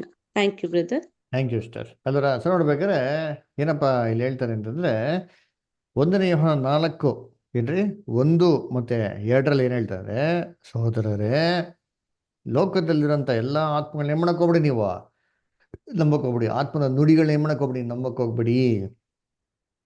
ಎಲ್ಲ ಒಂದು ನುಡಿಗಳನ್ನ ಅದೇನ್ರಿ ಬೋಧನೆಗಳನ್ನ ನೀವೇನ್ ಮಾಡಿ, ನೀವು ಪರೀಕ್ಷೆ ಮಾಡಿ ಅಂತ ಏನ್ ಮಾಡ್ತಾರೆ ಹೇಳ್ತಾರೆ. ಅದರ ಯಾಕಂದ್ರೆ ಲೋಕದಲ್ಲಿ ಏನಾಗಿದ್ದಾರೆ, ಸುಳ್ಳು ಪ್ರವಾದಿಗಳು ಅನೇಕ ಜನಗಳು ಏನಾಗಿದ್ದಾರೆ, ಬಂದಿದ್ದಾರೆ ಅಂತ ಏನ್ ಮಾಡ್ತಾರೆ ಅಲ್ಲಿ ಹೇಳ್ತಾರೆ. ಅದರಿಂದ ಇದನ್ನ ನೀವೇನಪ್ಪ ಮಾಡಿ ಅಂತ ಹೇಳ್ತಾರೆ, ಪರೀಕ್ಷೆ ಮಾಡಿ ಅಂತ ಹೇಳ್ತಾರೆ. ಅದು ಹೆಂಗ್ ಪರೀಕ್ಷೆ ಮಾಡೋದು ಅಂತಂದ್ರೆ ಅಲ್ಲೇನ್ ಹೇಳ್ತಾರೆ ನೆಕ್ಸ್ಟ್ 2ನೇ ವಾಕ್ಯದಲ್ಲಿ ಏನ್ರಿ ವಾಕ್ಯ ಓದಿದ್ದೀನಿ. 1 ಯೋಹಾನ 4:2 ಅಂದ್ರೆ ಇದು ಕ್ರಿಸ್ತನ ಆತ್ಮ ಅಂತ ನಾವು ಹೇಗೆ ಕಂಡುಹಿಡಿಯೋದು ಹೋದ್ರಿ. 1 ಜಾನ್ 4:2 ಪ್ರೇರೇಪಿಸುವಂಥದ್ದು ವಂತವನು ದೇವರ ಆತ್ಮನೇ ಎಂದು ತಿಳ್ಕೊಳ್ಳುವ ಲಕ್ಷಣವೇನೆಂದರೆ, ಮನುಷ್ಯನಾಗಿ ಬಂದ ಯೇಸು ಕ್ರಿಸ್ತನನ್ನು ಒಪ್ಪಿಕೊಳ್ಳುವ ಆತ್ಮವು ದೇವರಿಂದ ಪ್ರೇರಿತವಾದದ್ದು. ನೋಡ್ರ, ಏನಂದ್ರೆ ಮನುಷ್ಯನಾಗಿ ಯೇಸು ಕ್ರಿಸ್ತು ಬಂದವರೇ ಅಂತ ಒಪ್ಪಿಕೊಂಡಂತ ಆತ್ಮ ದೇವರಿಂದ ಬಂದಿರೋಂಥದ್ದು. ಇಲ್ಲ, ಇದು ವಿರುದ್ಧವಾಗಿ ಮಾತಾಡೋಂಥದ್ದು. ಏನಪ್ಪ 3ನೇ ವಾಕ್ಯದಲ್ಲಿ ಹೇಳ್ತಾರೆ, ಇದನ್ನ ಈ ತರ ಕನ್ಫೆಸ್ ಮಾಡಿದಿರಾ, ಇದು ಹೇಳೋಂಥದ್ದು ಎಲ್ಲ ಎಂತ ಅಂತಂದ್ರೆ ಕ್ರಿಸ್ತ ವಿರೋಧಿ ಆತ್ಮ ಅಂತ ಏನ್ ಮಾಡ್ತಾರೆ ಹೇಳ್ತಾರೆ. ಯಾಕೆ ಕ್ರಿಸ್ತ ವಿರೋಧಿ ಆತ್ಮ ಅಂತ ಹೇಳಿದ್ದಾರೆ ಅಂತಂದ್ರೆ, ಈ ಆತ್ಮ ಅಂದ್ರೆ ಇಲ್ಲಿ ಹೇಳ್ತಾರೆ ಬೋಧನೆಗಳ ಬಗ್ಗೆ, ಟೀಚಿಂಗ್ಸ್ ಬಗ್ಗೆ ಏನ್ ಮಾಡ್ತಾ ಹೇಳ್ತಾರೆ. ಕ್ರಿಸ್ತನ್ನ ದೇಹದಲ್ಲಿ ಬಂದಿಲ್ಲ, ದೇವರೇ ಬಂದ್ಬಿಟ್ಟವ್ರೆ, ದೇವರೇ ಬಂದು ಶಿವನ ಸತ್ಬಿಟ್ರು, ದೇವರೇ ನಮಗೆ ಶಿವನ ಪ್ರಾಣ ಕೊಟ್ಬಿಟ್ರು ಅಂತ ಹೇಳ್ತಾರಲ್ಲ. ಈ ಒಂದು ಬೋಧನೆ ಹೇಗಪ್ಪ ಇದೆ ಅಂತಂದ್ರೆ, ಇದು ಕ್ರಿಸ್ತನ ಒಂದು ಉಪದೇಶಗಳಿಗೆ ಅನುಗುಣವಾಗಿರೋಂಥ ಬೋಧನೆ ಅಲ್ಲ. ಇದು ಕ್ರಿಸ್ತನಿಗೆ ಏನಾಗಿದೆ, ವಿರುದ್ಧವಾಗಿರೋ ಡಾಕ್ಟ್ರಿನ್. ಬೈಬಲ್ನಲ್ಲಿ ಯೇಸು ಕ್ರಿಸ್ತನ ಏನ್ರಿ ಸರ್ವಶಕ್ತನಾಗಿರೋ ದೇವರು ಅಂತ ಹೇಳ್ತಾರ, ಅಥವಾ ಸರ್ವಶಕ್ತನಾಗಿರೋ ದೇವರ ಏಕೈಕ ಕುಮಾರ ಅಂತ ಹೇಳ್ತಾರ? ಸರ್ವಶಕ್ತನಾದ ಏಕೈಕ ಕುಮಾರ ಅಂತ ಹೇಳ್ತಾರೆ. ದೇವರ ಏಕೈಕ ಕುಮಾರ ಅಂತ ಏನ್ ಮಾಡೋದು ನಮ್ಗೆ ಸತ್ಯವೇದದಲ್ಲಿ ಹೇಳೋದು ಅಲ್ವ. ಅದಕ್ಕೆ ನೋಡ್ಬೇಕು, ಲೋಕದಲ್ಲಿ ಅನೇಕ ದೇವರುಗಳಿದ್ರು, ನಮ್ಗೆ ಒಬ್ಬರೇ ದೇವರು. ಅನೇಕ ಕರ್ತಗಳಿದ್ರು, ಒಬ್ಬೇ ಕರ್ತನೋ, ಅದು ಯಾರೋ ನಮ್ಮ ರಕ್ಷಕಂತ ಯೇಸು ಕ್ರಿಸ್ತ ಬಹು ಸ್ಪಷ್ಟವಾಗಿ ಹೇಳ್ತಾರೆ. ಹಂಗಾರೆ ಈ ಡಾಕ್ಟ್ರಿನ್ ನಂಬ್ದಿರ ಏನ್ರಿ ಇದಕ್ಕೆ ವಿರುದ್ಧವಾಗಿ ಯಾರು ಮಾತಾಡಿದ್ರು, ಅವ್ರೆಲ್ಲ ಯಾರಿಗೆ ಮಾತಾಡ್ದಂಗೆ ಅಂದ್ರೆ ನಮ್ಗೆಲ್ಲ ಮಾತಾಡ್ತಾ ಇರೋದು ಕ್ರಿಸ್ತನ್ಗೆನೆ ವಿರುದ್ಧವಾಗಿ ಮಾತಾಡ್ದಂಗೆ ಅಂತ ಹೇಳ್ತಾರೆ. ಕ್ರಿಸ್ತನ್ಗೆ ವಿರುದ್ಧವಾಗಿ ಮಾತಾಡೋರು ಅವ್ರಿಗೆ ಸತ್ಯವೇದಲ್ಲಿ ಕರೆಯೋದು ಏನಪ್ಪ ಅಂದ್ರೆ ಕ್ರಿಸ್ತ ವಿರೋಧಿ ಅಂತ ಏನ್ ಮಾಡ್ತಾರೆ ಹೇಳ್ತಾರೆ. ಅದಕ್ಕೆ ನೋಡ್ಬೇಕ್ರೆ ನೀವೆಲ್ಲ ಬೋಧನೆಗಳೇ ಮಾಡಿ ಫಸ್ಟ್ ಪರೀಕ್ಷೆ ಮಾಡಿ. ಕ್ರಿಸ್ತ ವಿರೋಧಿಯ ಬೋಧನೆಗಳನ್ನ ಏನ್ ಮಾಡಕ್ ಹೋಗ್ಬೇಡಿ, ನೀವು ನಂಬಕ್ಕೆ ಹೋಗ್ಬೇಡಿ ಅಂತ ಹೇಳ್ತಾರೆ. ಸರಿ, ಇವಾಗ ಇವಾಗ ಏನ್ ಹೇಳ್ತಾರೆ ಅಂದ್ರೆ 6ನೇ ವಾಕ್ಯ ನೋಡಿ, ತುಂಬಾ ಚೆನ್ನಾಗಿ ಹೇಳ್ತಾರೆ. ಈ ಈ ಸರಿಯಾದ ಉಪದೇಶನ ಯಾರು ಕೇಳ್ತಾರೆ, ಯಾರಿಗೆ ಕಿವಿ ಕೊಡ್ತಾರೆ? 6th verse ಓದಿಂತೀನಿ. ನಾವಂತೂ ದೇವರಿಂದ ಹುಟ್ಟಿದವರಾಗಿದ್ದೇವೆ, ದೇವರನ್ನು ಬಲ್ಲವನು ನಮ್ಮ ಮಾತನ್ನು ಕೇಳುತ್ತಾನೆ. ಅಂಡರ್ಲೈನ್ ದೇವರ ಮಾಡ್ಕೊಳ್ಳಿ, ದೇವರನ್ನು ಬಲ್ಲವನು. ಏನ್ರಿ ಮಾತನ್ನು ಕೇಳ್ತಾರೆ. ಯಾರು ದೇವ್ರ ಬಗ್ಗೆ ತಿಳ್ಕೊಂಡವ್ರೋ, ಅದರ ದೇವ್ರ ವಾಕ್ಯಗಳನ್ನ ಕ್ಲೀನಾಗಿ ಕೇಳಿಸ್ಕೊಂಡವ್ರೋ, ಅದ್ರ ಬಗ್ಗೆ ಅಂಡರ್ಸ್ಟ್ಯಾಂಡ್ ಮಾಡ್ಕೊಂಡು ಅವ್ರು ಏನ್ ಮಾಡ್ತಾರೆ, ದೇವ್ರನ್ನ ನಂಬ್ತಾರಂತೆ. ನೆಕ್ಸ್ಟ್ ಆಮೇಲೆ ನಮ್ಮ ಮಾತನ್ನು ಕೇಳುತ್ತಾನೆ, ದೇವರಿಂದ ಹುಟ್ಟದವನು ನಮ್ಮ ಮಾತನ್ನು ಕೇಳುವುದಿಲ್ಲ. ನೋಡ್ರಾ, ದೇವರಿಂದ ಹುಟ್ಟದವನು ಏನ್ರಿ ಅವನ ಮಾತನ್ನ ಏನ್ ಮಾಡಕ್ ಹೋಗಲ್ಲ, ಕೇಳಕ್. ಯಾಕಂದ್ರೆ ಅವ್ನ ದೇವ್ರ ಬಗ್ಗೆ ಏನಾಗಿಲ್ಲ ಇನ್ನ, ಅವ್ನಿಗೇನು ಗೊತ್ತೆ. ಅದಕ್ಕೆ ನೋಡ್ಬೇಕು, ಇದು ಎಂತ ಆತ್ಮ ಅಂತಂದ್ರೆ ಕ್ರಿಸ್ತ ವಿರೋಧಿಯ ಆತ್ಮ. ಕ್ರಿಸ್ತನ್ಗೆನೆ ವಿರುದ್ಧವಾಗಿ ಕೆಲಸ ಮಾಡಂತ ಏನ್ರಿ ಡಾಕ್ಟ್ರಿನ್ಸ್. ಅದಕ್ಕೆ ಬೈಬಲ್ ಹೇಳೋದು, ಅಲ್ಲೇ ಹೇಳ್ಬೇಕಾದ್ರೆ ಹೇಳ್ತಾರೆ, ಸೋದರರೇ ಏನ್ರಿ ಕ್ರಿಸ್ತ ವಿರೋಧಿ ಬರ್ತಾರೆ ಅಂತ ನಿಮ್ಗೆ ಹೇಳ್ತೀನಿ, ಆದ್ರೆ ಆಲ್ರೆಡಿ ಏನಾಗಿದೆ, ಬಹುಮಂದಿ ಕ್ರಿಸ್ತ ವಿರೋಧಿಗಳು ನಿಮ್ಮಲ್ಲೇ ಇದ್ದವ್ರೆ ಅಂತ ಹೇಳ್ತಾರೆ. ನೋಡಿ ಅಲ್ಲಿ 1 ಯೋಹಾನ 2:18. 1 ಯೋಹಾನ 2:18.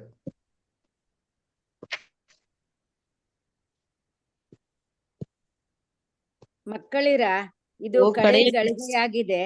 ಕ್ರಿಸ್ತ ವಿರೋಧಿ ಬರುತ್ತಾನೆಂದು ನೀವು ಕೇಳಿದಿರಷ್ಟೇ. ಈಗಲೂ ಕ್ರಿಸ್ತ ವಿರೋಧಿಗಳು ಬಹುಮಂದಿ ಎದ್ದಿದ್ದಾರೆ. ನೋಡ್ರ, ಇದರಿಂದ ಈಗ್ಲೇ ಕ್ರಿಸ್ತ ವಿರೋಧಿಗಳೇನ್ರಿ ಬಹುಮಂದಿ ಏನಾದರಂತೆ ಎದ್ದವ್ರೆ. ಅದಕ್ಕೆ ಇದು ಕಡೆಗಾಲ ಅಂತ ತಿಳ್ಕೊಳ್ಳಿ ಅಂತ. ಅಂದ್ರೆ ಕ್ರಿಸ್ತ ವಿರೋಧಿಗಳಂದ್ರೆ ಕ್ರಿಸ್ತನ್ಗೇನೆ ವಿರುದ್ಧವಾಗಿ ಮಾಡೋದು ಉಪದೇಶಗಳನ್ನ ಮಾಡೋಂಥ ಬಹು ಜನ ಏನಾಗೋರಂತೆ ಎದ್ದವ್ರೆ. ಹಂಗೆ ನೋಡ್ಬೇಕ್ರೆ ಏನ್ರಿ ಈ ಸ್ಪಿರಿಟ್ಸ್ಗಳನ್ನ ಮಾಡಿ ನಾವು ಚೆಕ್ ಮಾಡ್ಬೇಕು. ಏನೋ ಈ ಸ್ಪಿರಿಟ್ ಅನ್ನು ಏನಾಗ್ರೆ ಒಬ್ಬ ದೇವರ ಒಬ್ಬ ವ್ಯಕ್ತಿನ ಇವೇನು ಇವಾಗ ಬೈಬಲ್ ಹೇಳ್ತಲ್ಲ, ನೀವು ಕ್ರಿಸ್ತ ವಿರೋಧಿ ಆತ್ಮನ ಪರೀಕ್ಷೆ ಮಾಡೋದು ಏನು, ಅಯ್ಯೋ ಬಾಪ ನಿಂತ್ಕೊಳ್ಳಪ್ಪ ನಿನ್ನ ಪರೀಕ್ಷೆ ಮಾಡ್ತಿದ್ದ ಥರ್ಮೋಮೀಟರ್ ಹಾಕ್ಬಿಟ್ಟು ಪರೀಕ್ಷೆ ಮಾಡಕ್ತದ ವ್ಯಕ್ತಿನ ಅವರು. ಹೆಂಗೆ ಕ್ರಿಸ್ತ ವಿರೋಧಿಯ ಆತ್ಮ ಬಂದ್ಬಿಟ್ಟು ಒಂದು ಕಣ್ಣಿಗೆ ಕಾಣಿಸ್ತಿರೋಂಥ ಒಂದು ಬೋಧನೆಗಳು ಮನೋಭಾವ ಒಂದು ಸಂಸ್ಥೆ ಅಂತ ನಾವು ನಂಬ್ತಿರೋ, ಅದೇ ಪ್ರಕಾರ ಏನ್ರಿ ಕ್ರಿಸ್ತನ ಆತ್ಮ ಕೂಡ ಅದೇನು ಕಣ್ಣಿಗೆ ಏನಾಗಲ್ಲ, ಕಾಣಿಸಲ್ಲ. ಅದಕ್ಕೆ ನೋಡ್ಬೇಕಾದ್ರೆ ಏನ್ರಿ ಅಲ್ಲಿ ಹೇಳೋದು ನೋಡಿ. ಆಮೇಲೆ ನೆಕ್ಸ್ಟ್ ಹೇಳ್ತಾರೆ 19ನೇ ವಾಕ್ಯ, ಏನಕ್ಕೆ ಅವ್ರನ್ನ ನಂಬಾರ್ದು ಓದಿ. ಇದರಿಂದ ಇದು ಕಡೆಯ ಗಳಿಗೆ ಆಗಿದೆ ಎಂದು ತಿಳುಕೊಳ್ಳುತ್ತೇವೆ. ಅವರು ನಮ್ಮನ್ನು ಬಿಟ್ಟು ಹೊರಟು ಹೋದರು, ಆದರೆ ಅವರು ನಮ್ಮವರಾಗಿರಲಿಲ್ಲ. ಅವರು ನಮ್ಮವರಾಗಿದ್ದರೆ ನಮ್ಮ ಜೊತೆಯಲ್ಲೇ ಇರುತ್ತಿದ್ದರು, ಆದರೆ ಅವರು ನಮ್ಮನ್ನು ಬಿಟ್ಟು ಹೋದುದರಿಂದ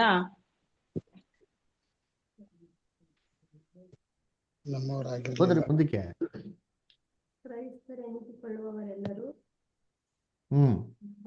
ಕ್ರೈಸ್ತರೆನಿಸಿಕೊಳ್ಳುವವರೆಲ್ಲರೂ ನಮ್ಮವರಲ್ಲ ಎಂಬುದು ಸ್ಪಷ್ಟವಾಗಿ ತೋರಿಬತ್ತು. ಅಂಡರ್ಲೈನ್ ಮಾಡ್ಕೊಳ್ರಿ. ಕ್ರಿಸ್ತ ವಿರೋಧಿನ ಯಾರಪ್ಪ? ಬೇರೆ ಪಂಗಡದಲ್ಲಿ ಬರ್ತಾರ, ಬೇರೆ ಮತದಲ್ಲಿ ಬರ್ತಾರ, ಬೇರೆ ಧರ್ಮದಲ್ಲಿ, ಬೇರೆ ವಿಶ್ವಾಸದಲ್ಲಿ ಬರ್ತಾರ ಏನ್ರಿ? ಅವ್ರು ನಮ್ಮವರಾಗಿದ್ರೆ ನಮ್ಮಲ್ಲಿ ಇರ್ತಾ ಇದ್ರು. ನಮ್ಮವರಾಗಿಲ್ದಿರೋದ್ರಿಂದ ನಮ್ಮನ್ನೇನ್ ಮಾಡೋರು ಬಿಟ್ಟು ಹೋಗೋರೆ. ಇದರಿಂದ ಏನಪ್ಪ ಸ್ಪಷ್ಟವಾಗಿ ಗೊತ್ತಾಗ್ತಾರೆ ಅಂದ್ರೆ ಕ್ರೈಸ್ತವ್ರು ಎಣಿಸ್ಕೊಂಡವ್ರು ಎಲ್ಲರೂ ಏನಾಗಲ್ಲಂತೆ, ಕ್ರೈಸ್ತವ್ರಲ್ಲಂತೆ. ನಮ್ಮವರೆಲ್ಲ ರೀ ಎಲ್ಲಾರು ಕ್ರೈಸ್ತವ್ರಾಗ ಸಾಧ್ಯ ಇಲ್ಲ. ಸುಮ್ಮನೆ ಕ್ರಿಶ್ಚಿಯನ್ಸ್ ಅಂದ್ಬಿಟ್ಟು ಎಲ್ಲ ಕ್ರಿಶ್ಚಿಯನ್ಸ್, ಅವರೆಲ್ಲ ಆಂಟಿ ಕ್ರೈಸ್ಟೋ. ಅದೇ ಬೈಬಲ್ನಲ್ಲಿ ಲೋಕದಲ್ಲಿ ಎಷ್ಟೋ ಜನ ಕ್ರಿಸ್ತ ವಿರುದ್ಧಗಳೇನಾಗೋರೆ ಅವರೇ. ನಂಬಕ್ ಹೋಗ್ಬೇಡಿ. ಸರಿ, ಹೆಂಗೆ ನಂಬೋದು? ಇವ್ರು ಹೆಂಗ್ ಡಿಫ್ರೆನ್ಶಿಯೇಟ್ ಕಂಡುಹಿಡಿಯೋದು? ನೋಡಿ ಅದರಲ್ಲಿ ಹೇಳ್ತಾರೆ ಇಲ್ಲಿ 24th ವರ್ಸ್. ಒಂದು ನಿಮಿಷ 22 ಓದಿ. 22ನೇ ವಾಕ್ಯ.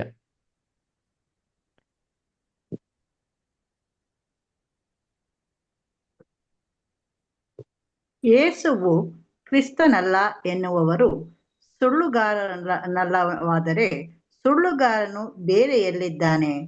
ಯಾವನಾದರೂ ತಾನು ತಂದೆಯನ್ನು ಮಗನನ್ನು ಅರಿಯನು ಎಂದು ಹೇಳಿದರೆ ಅವನೇ ಕ್ರಿಸ್ತ ವಿರೋಧಿ. ತಂದೆ ಮತ್ತೆ ಮಗನನ್ನು ಅರಿಯನು ಅಂದ್ರ ಏನಂತ ಅರಿಬೇಕು?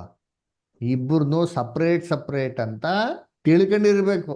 ಇಬ್ರದ್ದು ಒಬ್ಬರನ್ನೇ ಇಬ್ರು ಅಂತ ತಿಳ್ಕೊಂಡ ಅಂತಂದ್ರೆ ಅದಾ ಈ ತರ ಕ್ರಿಸ್ತನಲ್ಲಪ್ಪ, ಇಬ್ರು ಇದಾರೆ. ಅದಕ್ಕೆ ತಂದೆನೇ ಬೇರೆ ಮಗನೇ ಬೇರೆ. ತಂದೆ ಮಗ ಸಾಧ್ಯನಾ? ಅದಕ್ಕೆ ಇಬ್ರು ಬೇರೆ ಬೇರೆ ಆಗಿರೋದ. ಇದನ್ನ ಸ್ಪಷ್ಟವಾಗಿ ಏನ್ ಮಾಡಿ ನೀವು ತಿಳ್ಕೊಳ್ಳಿ ಅಂತ ಹೇಳ್ತಾರೆ. ಇಲ್ಲ ಅಂತಂದ್ರೆ ಇದೆಂತ ಆತ್ಮ? ಕ್ರಿಸ್ತ ವಿರೋಧಿಯ ಆತ್ಮ. ಅದಕ್ಕೆ ನೋಡ್ಬೇಕಾದ್ರೆ ಲೋಕದ ಆತ್ಮ ಏನಾಗಿದೆ ಇದೆ? ಕ್ರಿಸ್ತ ವಿರೋಧಿ ಆತ್ಮ. ಅಂದ್ರೆ ದುರುಪದೇಶಗಳ ಲೋಕದಲ್ಲಿ ಏನಾಗಿದೆ ಇದೆ. ಈ ದಿನ ನೀವು ದಯವಿಟ್ಟು ಕ್ಲಿಯರ್ ಆಗಿ ಏನ್ ಮಾಡಿ ತಿಳ್ಕೊಳ್ಳಿ ಅಂತ ಹೇಳ್ತಾರೆ. ಸರಿ, ಇವಾಗ ವಾಲ್ಯೂಮ್ನಲ್ಲಿ ನೆಕ್ಸ್ಟ್ ಪ್ಯಾರಾಗ್ರಾಫ್ ಯಾರು ಓದ್ತೀರಾ? ಯಾರು ಓದ್ತೀರಾ? ಅನು ಸಿಸ್ಟರ್ ಓದ್ಬೋದಾ? ಓದ್ತೀನಿ. ಯುದ್ಧ ಸ್ಥಿತಿಯಲ್ಲಿ ಪವಿತ್ರ ಮತ್ತು ಅಪವಿತ್ರ ಪ್ರಭಾವಗಳು, holy and unholy influences at warfare. ದೇವರಿಂದ ಗುಣಲಕ್ಷಣಗಳ ಸಮರ್ಪಕತೆಯ, ಆತನ ಎಲ್ಲಾ ಸೃಷ್ಟಿಗಳ ಪವಿತ್ರತೆಯ, ನೈತಿಕತೆಯ ಮತ್ತು ಸತ್ಯದ ನಿರ್ದಿಷ್ಟ ಮಾನವಾಗಿದೆ.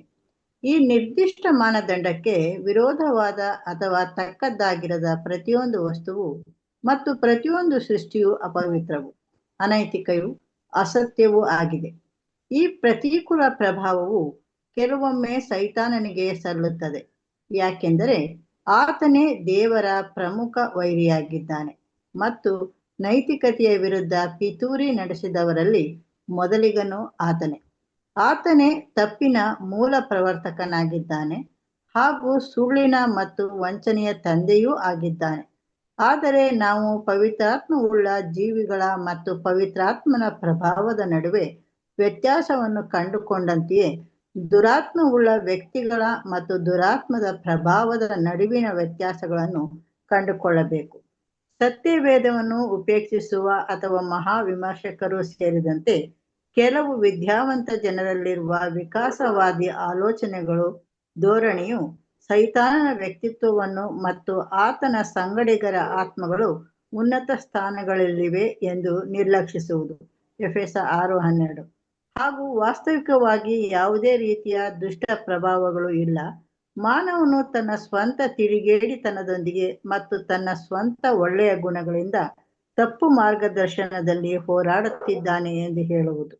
ಅದೇ ರೀತಿಯಲ್ಲಿ ಇನ್ನೂ ಮುಂದುವರೆದವರು, ತಪ್ಪುಗಳಲ್ಲಿ ಉನ್ನತ ವಿದ್ಯಾಭ್ಯಾಸ ಮಾಡಿದವರು ಅಥವಾ ಅಸತ್ಯ ಸಂಗತಿಗಳ ಬಗ್ಗೆ ಮತ್ತು ಸಂಪೂರ್ಣ ವೇದಾಂತದ ಈ ರೀತಿಯಾಗಿ ತಪ್ಪಾಗಿ ಕರೆಯಲ್ಪಡುವ ರಕ್ಷಾ ಕವಚ ಧರಿಸಿದವರು ಮತ್ತಷ್ಟು ಮುಂದುವರೆದು, ಯಾವುದೇ ವ್ಯಕ್ತಿಗತವಾದ ದೇವರು ಇಲ್ಲ, ಆದರೆ ಮಾನವನಲ್ಲಿದೆ ಎಂದು ಅವರು ಹೇಳುವ ಕೇವಲ ಒಳ್ಳೆಯ ಪ್ರಭಾವಗಳನ್ನು ಕ್ರಮೇಣವಾಗಿ ಸಮರ್ಪಕತೆಗೆ ವಿಕಸಿತಗೊಳ್ಳುತ್ತದೆ ಎಂದು ಹೇಳುತ್ತಾರೆ. Thank you sir. ನೋಡಿ, ಇವಾಗ ಪವಿತ್ರ ಆತ್ಮ ಅಂತ ನಾವು ಹೇಳ್ತಿರಲ್ಲ, ಏನ್ರಿ? ಪವಿತ್ರ ಆತ್ಮ ಒಂದು ಶಕ್ತಿ. ಅದೇ ಥರ ಏನ್ರಿ, ದೇವ್ರ ಜೊತೆಗೆ ದೂತರುಗಳೇನಾಗಿದ್ದಾರೆ ಇದ್ದಾರೆ, ಪರಿಶುದ್ಧವಾಗಿರೋ ದೂತರುಗಳೇನಾಗಿದ್ದಾರೆ ಇದ್ದಾರೆ ಅಲ್ವರ. ಸೊ ಪರಿಶುದ್ಧವಾಗಿರೋ ದೂತರುಗಳಿಗೆ ಆಮೇಲೆ ಪರಿಶುದ್ಧವಾಗಿರೋ ಆತ್ಮಕ್ಕೇನ್ರಿ ಎರಡು ಒಂದೇನಾ ಅಂದರೆ ಎರಡು ಒಂದೇ ಅಲ್ಲ ರೀ. ಅದಕ್ಕೆ ಇಂಗ್ಲೀಷಲ್ಲಿ ಹೇಳ್ತಾರೆ ಏನ್ರಿ, spirit beings and spirit of god. ಎರಡು ಏನ್ರಿ ಬೇರೆ ಬೇರೆ. ಏನ್ರಿ ಸ್ಪಿರಿಟ್ ಬೀಯಿಂಗ್ಸ್ ಏನ್ರಿ, ಆತ್ಮಿಕ ದೇಹ ಹೊಂದಿರೋಂಥ ಏನ್ರಿ ದೇವರ ಸೃಷ್ಟಿಗಳು. ಅದರ ದೇವರು ಏನು ಮಾಡಿದ್ದಾರೆ, ಎಷ್ಟೋ ಜನ ಸಹಸ್ರಾರು ದೂತರುಗಳು ಏನು ಮಾಡೋರೆ, ಸೃಷ್ಟಿ ಮಾಡೋರು. ಅವರೆಲ್ಲ ಏನ್ರಿ ಪವಿತ್ರಾತ್ಮನ ಇಲ್ಲ ರೀ. ಅವರ ದೇವರ ಒಂದು ಪರಿಶುದ್ಧವಾಗಿರೋ ದೂತರುಗಳು, ಆತ್ಮಿಕ ಶರೀರದಲ್ಲಿ ದೇವ್ರು ಏನು ಮಾಡೋರನ್ನ ಅವ್ರನ್ನ ಸೃಷ್ಟಿ ಮಾಡೋರೆ ಅಲ್ರ. ಆದರೆ ಅದು ಬಿಟ್ಟು ಏನಪ್ಪ ಇದೆ ಅಂದರೆ ಸ್ಪಿರಿಟ್ ಇನ್ಫ್ಲೂಯೆನ್ಸ್. ನಾವು ನೋಡಲ್ಲ, ಹೋಲಿ ಸ್ಪಿರಿಟ್ ಇದೇನಾಗಿದೆ ಇದೆ ಅಂದ್ರೆ ಏನೋ ದೇವರ ಆತ್ಮನ ಒಂದು ಪ್ರೇರಣೆನಾಗಿದೆ ಇದೆ. ಇದು ಎರಡು ಒಂದೇನಾ ಅಂತಂದರೆ ಎರಡು ಬೇರೆ ಬೇರೆ. ಅಲ್ಲ, ದೇವದೂತರುಗಳೇನ್ರಿ, ಅವ್ರಿಗೆ ಪ್ರತ್ಯೇಕವಾಗಿಂಥ ಒಂದು ದೇಹ ಇದೆ, ಪ್ರತ್ಯೇಕವಾದ ಶರೀರ ಇದೆ. ಅದರ ಗಬ್ರಿಯಲ್ಲೋ ಮಿಕಾಯಲ್ಲೋ ಇವರೆಲ್ಲ ಏನು ಮಾಡಿದ್ರು ಅಲ್ಲಿ, ಅವರು ಒಂದು ಇದರಲ್ಲೇ ಸ್ವಂತವಾಗಿ ಬಂದರು ಅಲ್ವರ. ಸೊ ಇದು ಸಪ್ರೇಟ್ ಆಗಿದೆ ಅದರ. ಆದರೆ ಪವಿತ್ರಾತ್ಮ ಅಂತ ಹೇಳ್ಬೇಕಾದ್ರೆ ಇದು ಗಾಡ್ಸ್ ಹೋಲಿ ಮೈಂಡ್, ಗಾಡ್ಸ್ ಪವರ್ ಅದರ. ಇದು ನಮ್ಮಲ್ಲಿ ಏನಾಗೋದು ವಾಸ ಮಾಡೋದು ಹೊರತು ಯಾವುದೇ ದೇವದೂತ ನಮ್ಮಲ್ಲಿ ಏನಾಗಲ್ಲ ಬಂದು ವಾಸ ಮಾಡೋದಿಲ್ಲ ಅದರ. ಸೊ ಅದಕ್ಕೆ ಎರಡೂ ಏನು ಮಾಡೋಕ್ಕೋಗ್ಬಾರ್ದು, ಮಿಕ್ಸ್ ಮಾಡೋಕ್ಕೋಗ್ಬಾರ್ದು. ಇವಾಗ ಈ ಸತ್ಯವೇದ ಓದೋಂಥ ಕ್ರೈಸ್ತವರುಗಳು ಇದರಲ್ಲಿ ಏನಾಗೋದು ಎಡು ಬಿಡೋದು ಏನು ಮಾಡ್ಬಿಡ್ತಾರೆ ಅಂತಂದರೆ, ಇವಾಗ ದೇವರ ಒಂದು ಪರಿಶುದ್ಧ ದೂತರುಗಳು ಹೆಂಗಿರ್ತಾರೆ, ಮನುಷ್ಯಂಗೆ ಏನಾಗಲ್ಲ, ಕಣ್ಣಿಗೆ ಕಾಣಿಸಲ್ಲ, ಆತ್ಮಿಕ ಶರೀರದಲ್ಲಿ ಇರ್ತಾರೆ, ಟ್ರಾನ್ಸ್ಪರೆಂಟ್ ಆಗಿರ್ತಾರೆ. ಅವರು ಮನುಷ್ಯಂಗೆ ಕಾಣಿಸ್ಕೊಂಡವಾಗ ಮಾತ್ರ ಏನಾಗೋದು ಅವ್ರು ಕಾಣಿಸ್ಕೊಳೋದು, ನಮ್ಮ ಮುಂದೆನೇ ಇರ್ತಾರೆ, ನಮ್ಗೇನಾಗಲ್ಲ ಕಾಣಿಸಲ್ಲ. ಅವ್ರು ಏನು ಮಾಡ್ಬಿಡ್ತಾರೆ, ಓ ಪವಿತ್ರ ಆತ್ಮನ ಏನ್ರಿ, ಓ ದೇವರಿಂದ ಬರೋದು ಅಂತಾರೆ, ಇದೇನಾಗಿರ್ಬೇಕು, ಹಿಂಗೆ ಇರ್ಬೇಕಪ್ಪ, ಓ ಪರಲೋಕದಿಂದ ಹಿಂಗೆ ದೇವದೂತರು ಬರ್ತಾ ಇದ್ರೋ ಹೋಗ್ತಾ ಇದ್ರೋ, ಕಣ್ಣಿಗೆ ಕಾಣಿಸ್ತಿದ್ರಾ, ಕಣ್ಣಿಗೆ ಕಾಣಿಸ್ತಾ ಇಲ್ಲ, ಸಡನ್ನಾಗಿ ಬರೋರು, ಮನುಷ್ಯ ಮುಂದೆ ಪ್ರತ್ಯಕ್ಷ ಆಗೋರು, ಮಾರ್ಪಾಡಾಗ್ಬಿಡೋರು. ಇದೇ ಥರ ದೇವರ ಪವಿತ್ರಾತ್ಮ ಕೂಡ ಏನಾಗಲ್ಲ, ಒಂಥರ ಕಣ್ಣು ಕಾಣಿಸಲ್ಲ, ಆದರೆ ಒಂದು ವ್ಯಕ್ತಿ ಥರನೇ ಅಂತ ಏನು ಮಾಡ್ತಾರೆ ಅವ್ರು ಏನು ಮಾಡ್ತಾರೆ, ಅದನ್ನ ಇಮ್ಯಾಜಿನೇಷನ್ ಮಾಡ್ಕೊತಾರೆ. ಅದರಿಂದ ನೋಡ್ಬೇಕಾದ್ರೆ ಈ ಥರ ಮಾಡೋದ್ರಿಂದ ಏನಪ್ಪ ಡ್ರಾಬ್ಯಾಕ್ಸ್ ಅಂತಂದರೆ, ಒಂದು ಪರ್ಸ್ನಲ್ ಆಗಿರೋಂಥ ಒಂದು ಏನ್ರಿ ಒಬ್ಬ ಶತ್ರು ಇದನ್ನು ಕೂಡ ನಾನು ಮರ್ತೋಗ್ಬಿಡ್ತೀನಿ. ಹಿಂಗೆ ಒಂದು ದೇವರ ಆತ್ಮ ಮತ್ತು ದೇವರ ಒಂದು ದೇವತರುಗಳನ್ನ ಒಂದು ಈ ಥರ ಥಿಂಕ್ ಮಾಡ್ತಿರೋ ಇದೇ ನೆಕ್ಸ್ಟ್ ಥಾಟ್ ಎಲ್ಲೋಗ್ಬಿಡ್ತಾರಪ್ಪ ಅಂದರೆ ಸೇತಾನು ಮತ್ತು ಸೇತಾನ ಇನ್ಫ್ಲೂಯೆನ್ಸ್ಗಳಿಗೆ ಹೋಗ್ಬಿಡ್ತಾರೆ. ಸೊ ಸೇತಾನ್ ಇನ್ಫ್ಲೂಯೆನ್ಸ್ ಕೂಡ ಏನು ಅನ್ಸ್ಬಿಡ್ತಾರೆ ಅವಾಗ, ಸೇತಾನ್ ಇನ್ಫ್ಲೂಯೆನ್ಸ್ ಕೂಡ ಇದು ಕಣ್ಣು ಕಾಣಿಸಲ್ಲಪ್ಪ, ಅದು ಏನಾಗಲ್ಲ ನಮಗೆ, ಅದು ಪ್ರಭಾವ ಬೀಳ್ತದೆ.